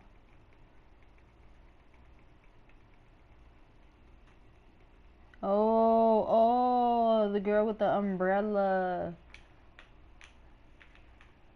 Oh yeah, she's Yo, I tried her in one of the trials for someone, and she is. They say she's the #1 Geo unit. Shit. It's not bad. I think my team for Navia. I think for my team with Navia, 200k per skill. His average max right now is 300k damage. God. Jesus.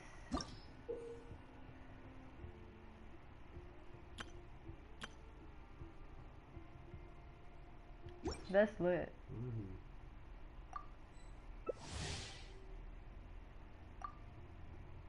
Are these real people?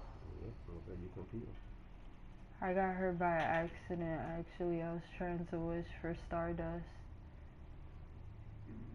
Oh, you were trying to just get Stardust? And you got her? That's broken.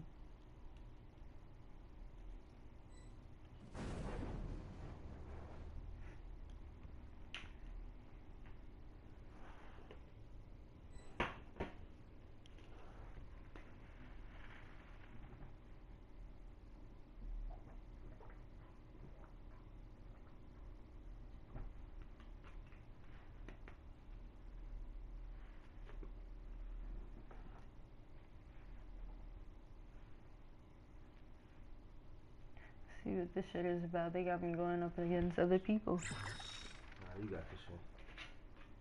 I had to bust some moves.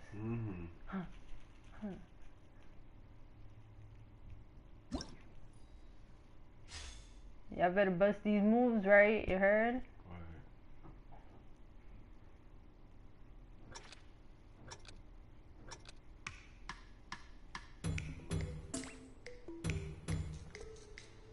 Oh shit. I'm over here using the D-pad.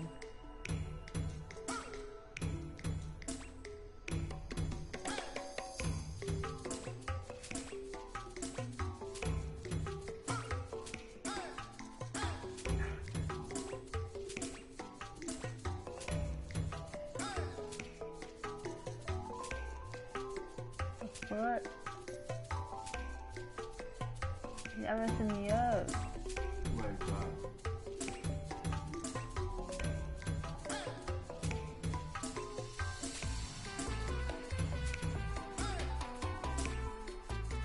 What the fuck?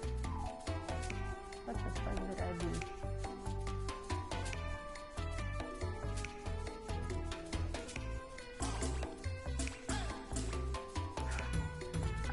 That part confused me. They didn't teach me about that in the thing.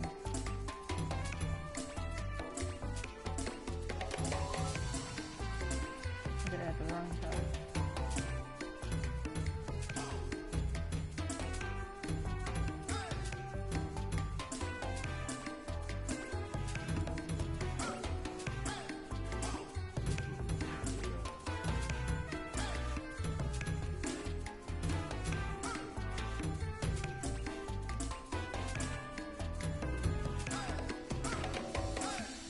Alright,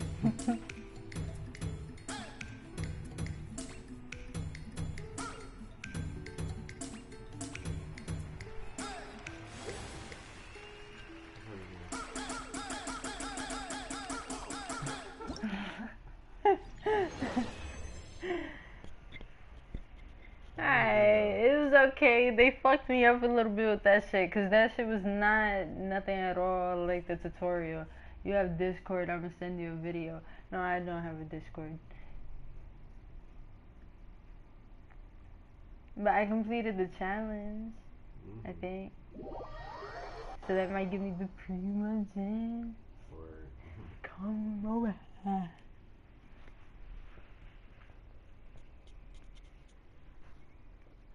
I hope it does, actually.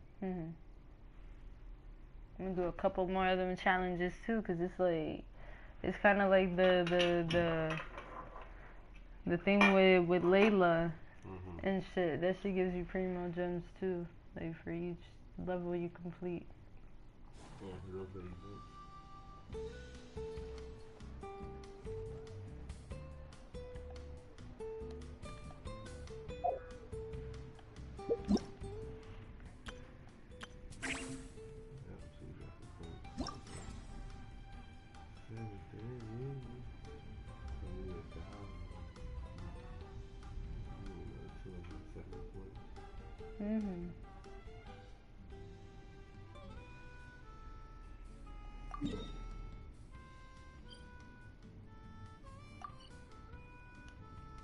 Whoa, the scenery here is wonderful.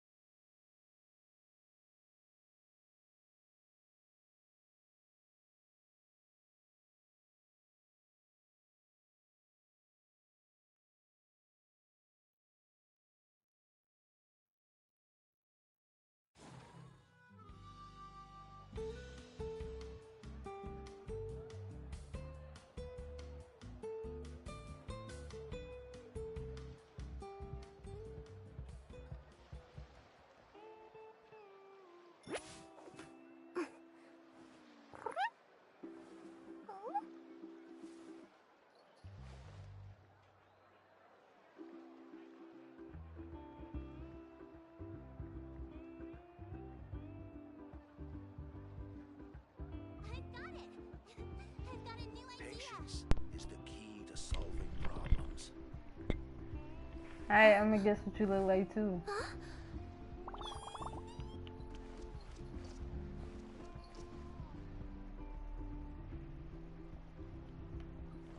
That definitely gave me some primo gems this time. Yes. Oop.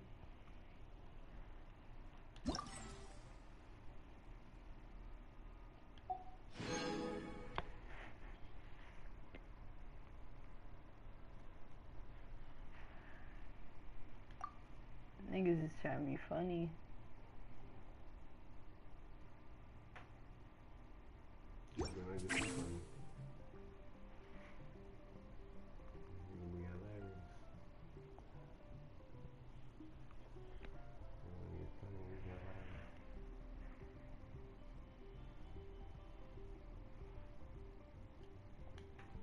And now I'm actually gonna do some of these so I can show my husband. Cause he does the safe engagement training.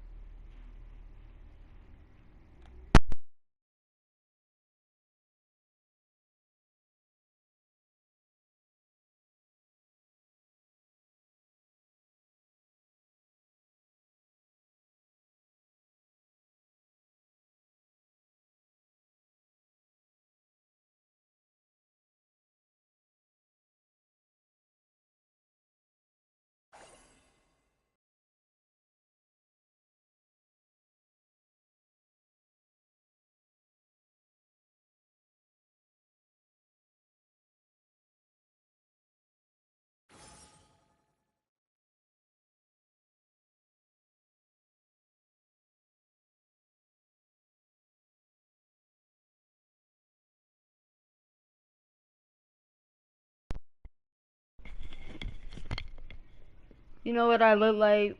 I look like none of your damn business. Right?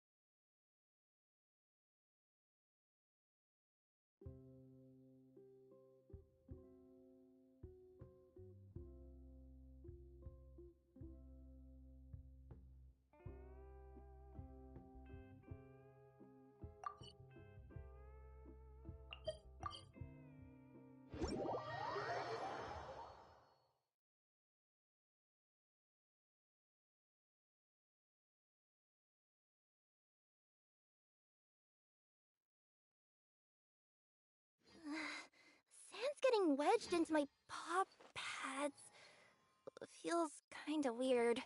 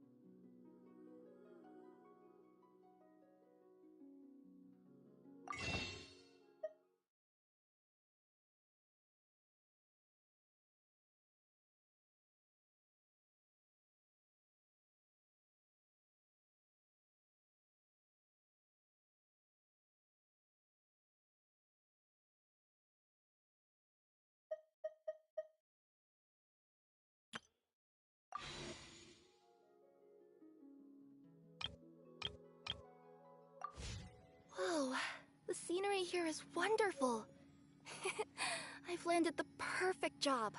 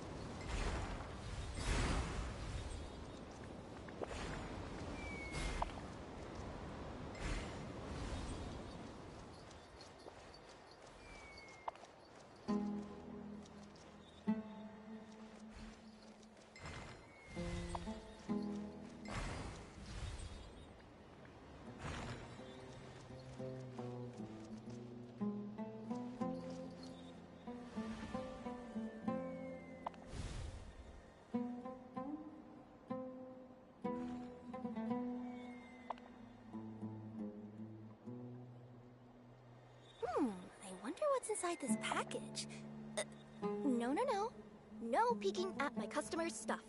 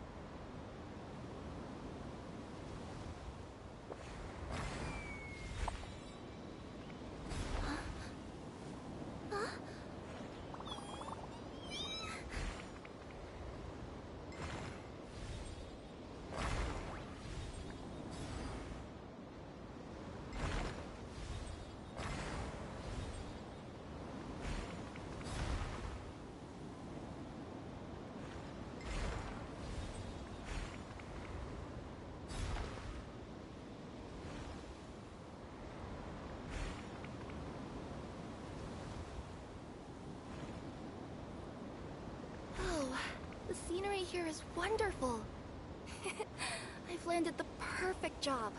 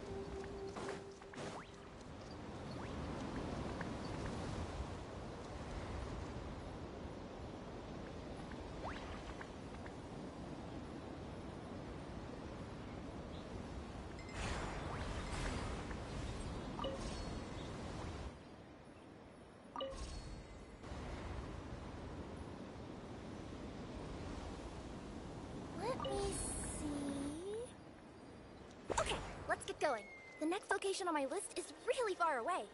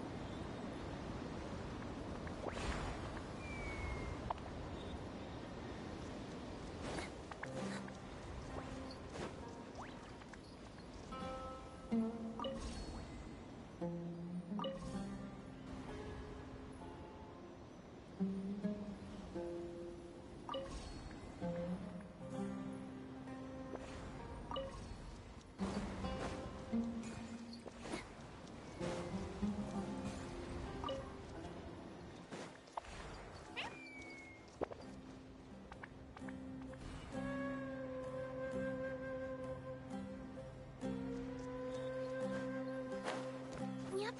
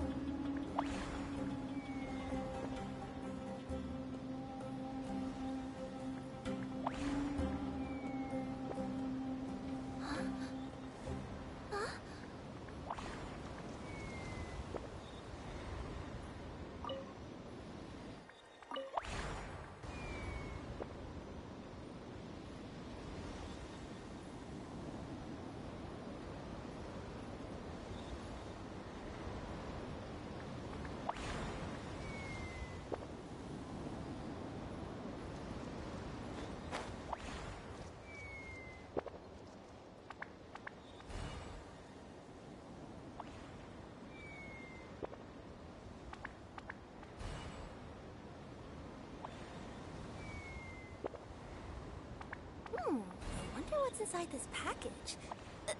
No. No peeking at my customers' stuff.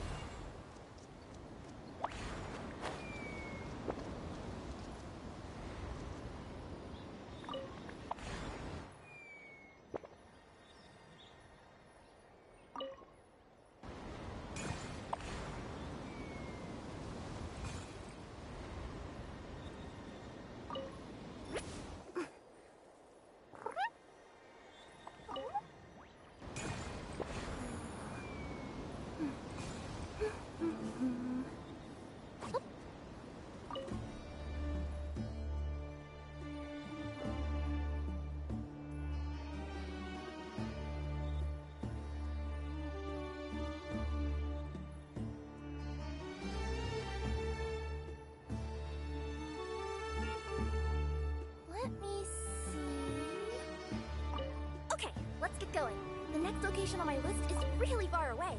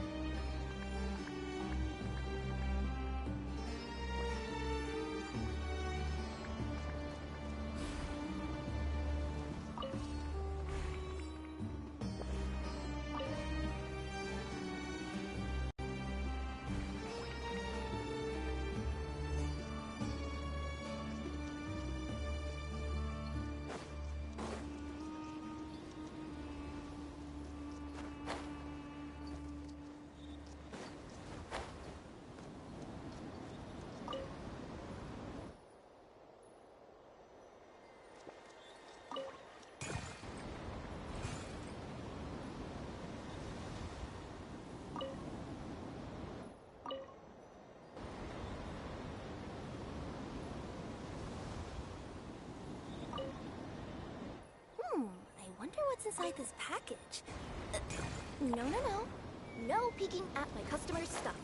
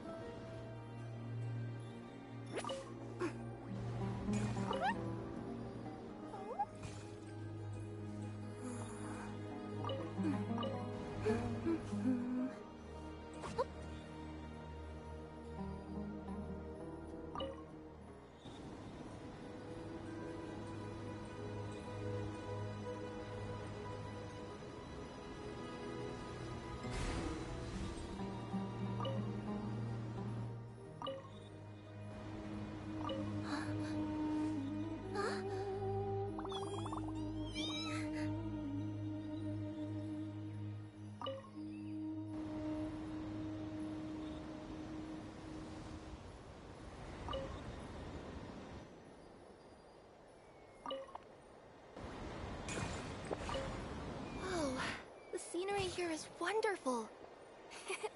I've landed the perfect job.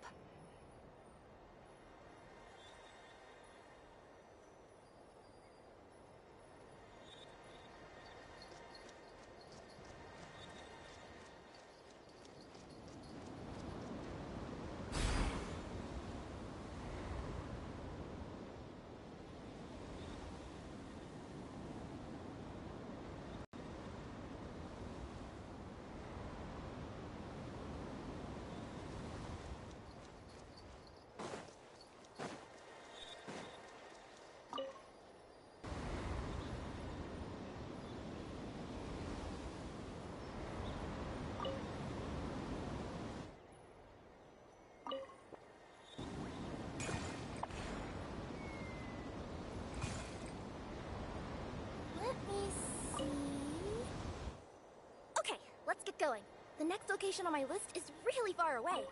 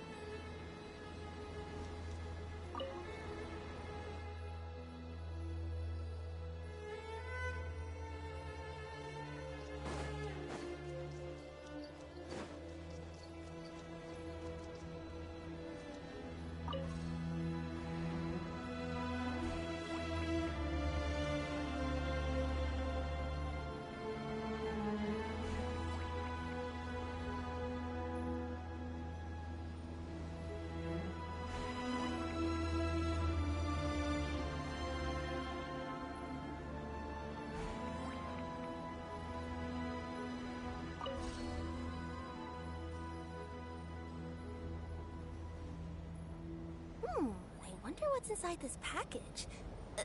No, no, no. No peeking at my customers' stuff.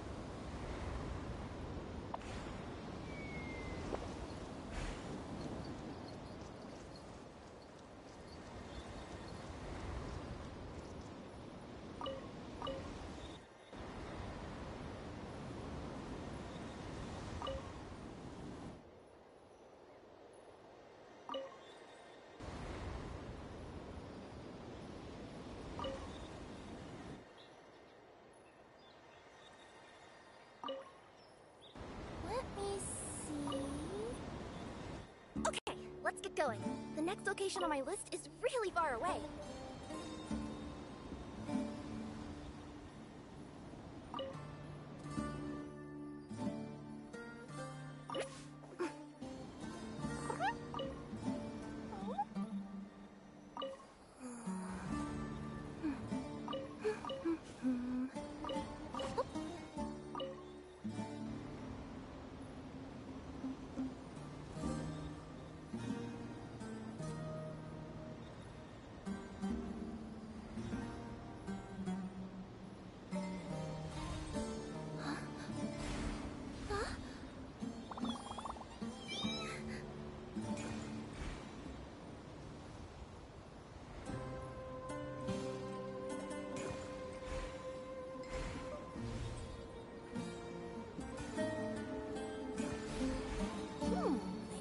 Inside this package. No, no, no. No peeking at my customers' stuff.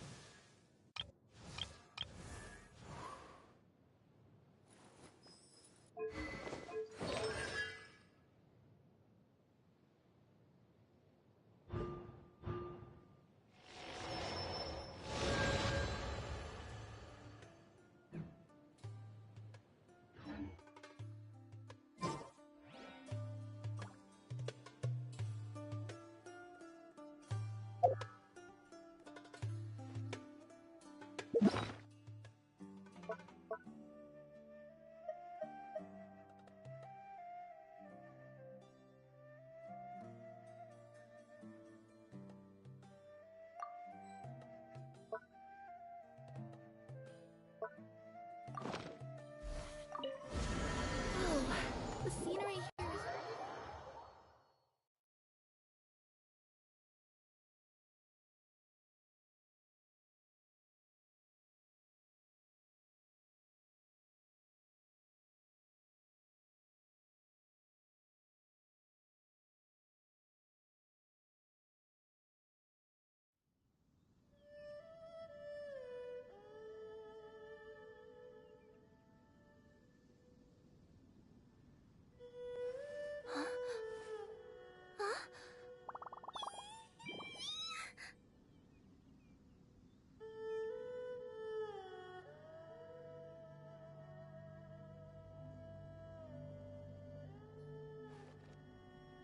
Maybe you're not used to the place at the moment, but once you've materialized enough room...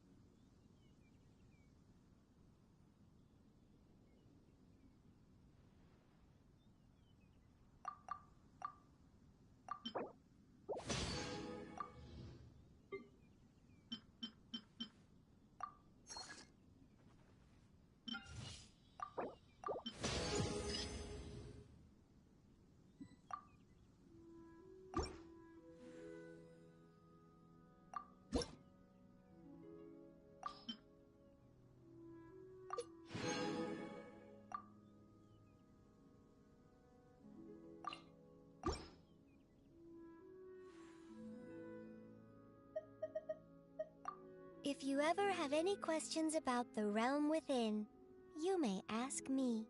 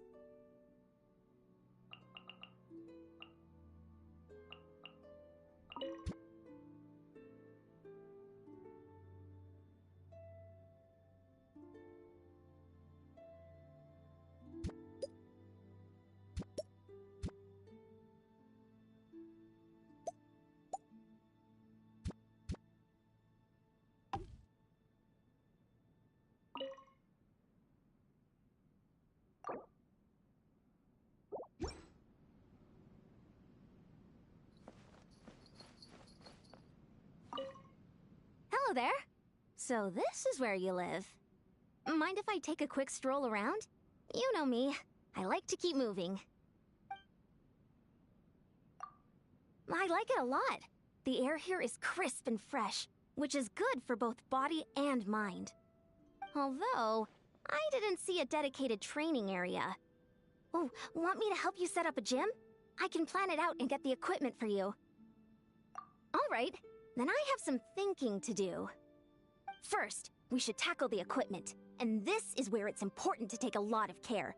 You wouldn't believe how many injuries start with poor equipment choice. Oh, how about this? Give me some time, and I'll ask a friend to make you a custom set.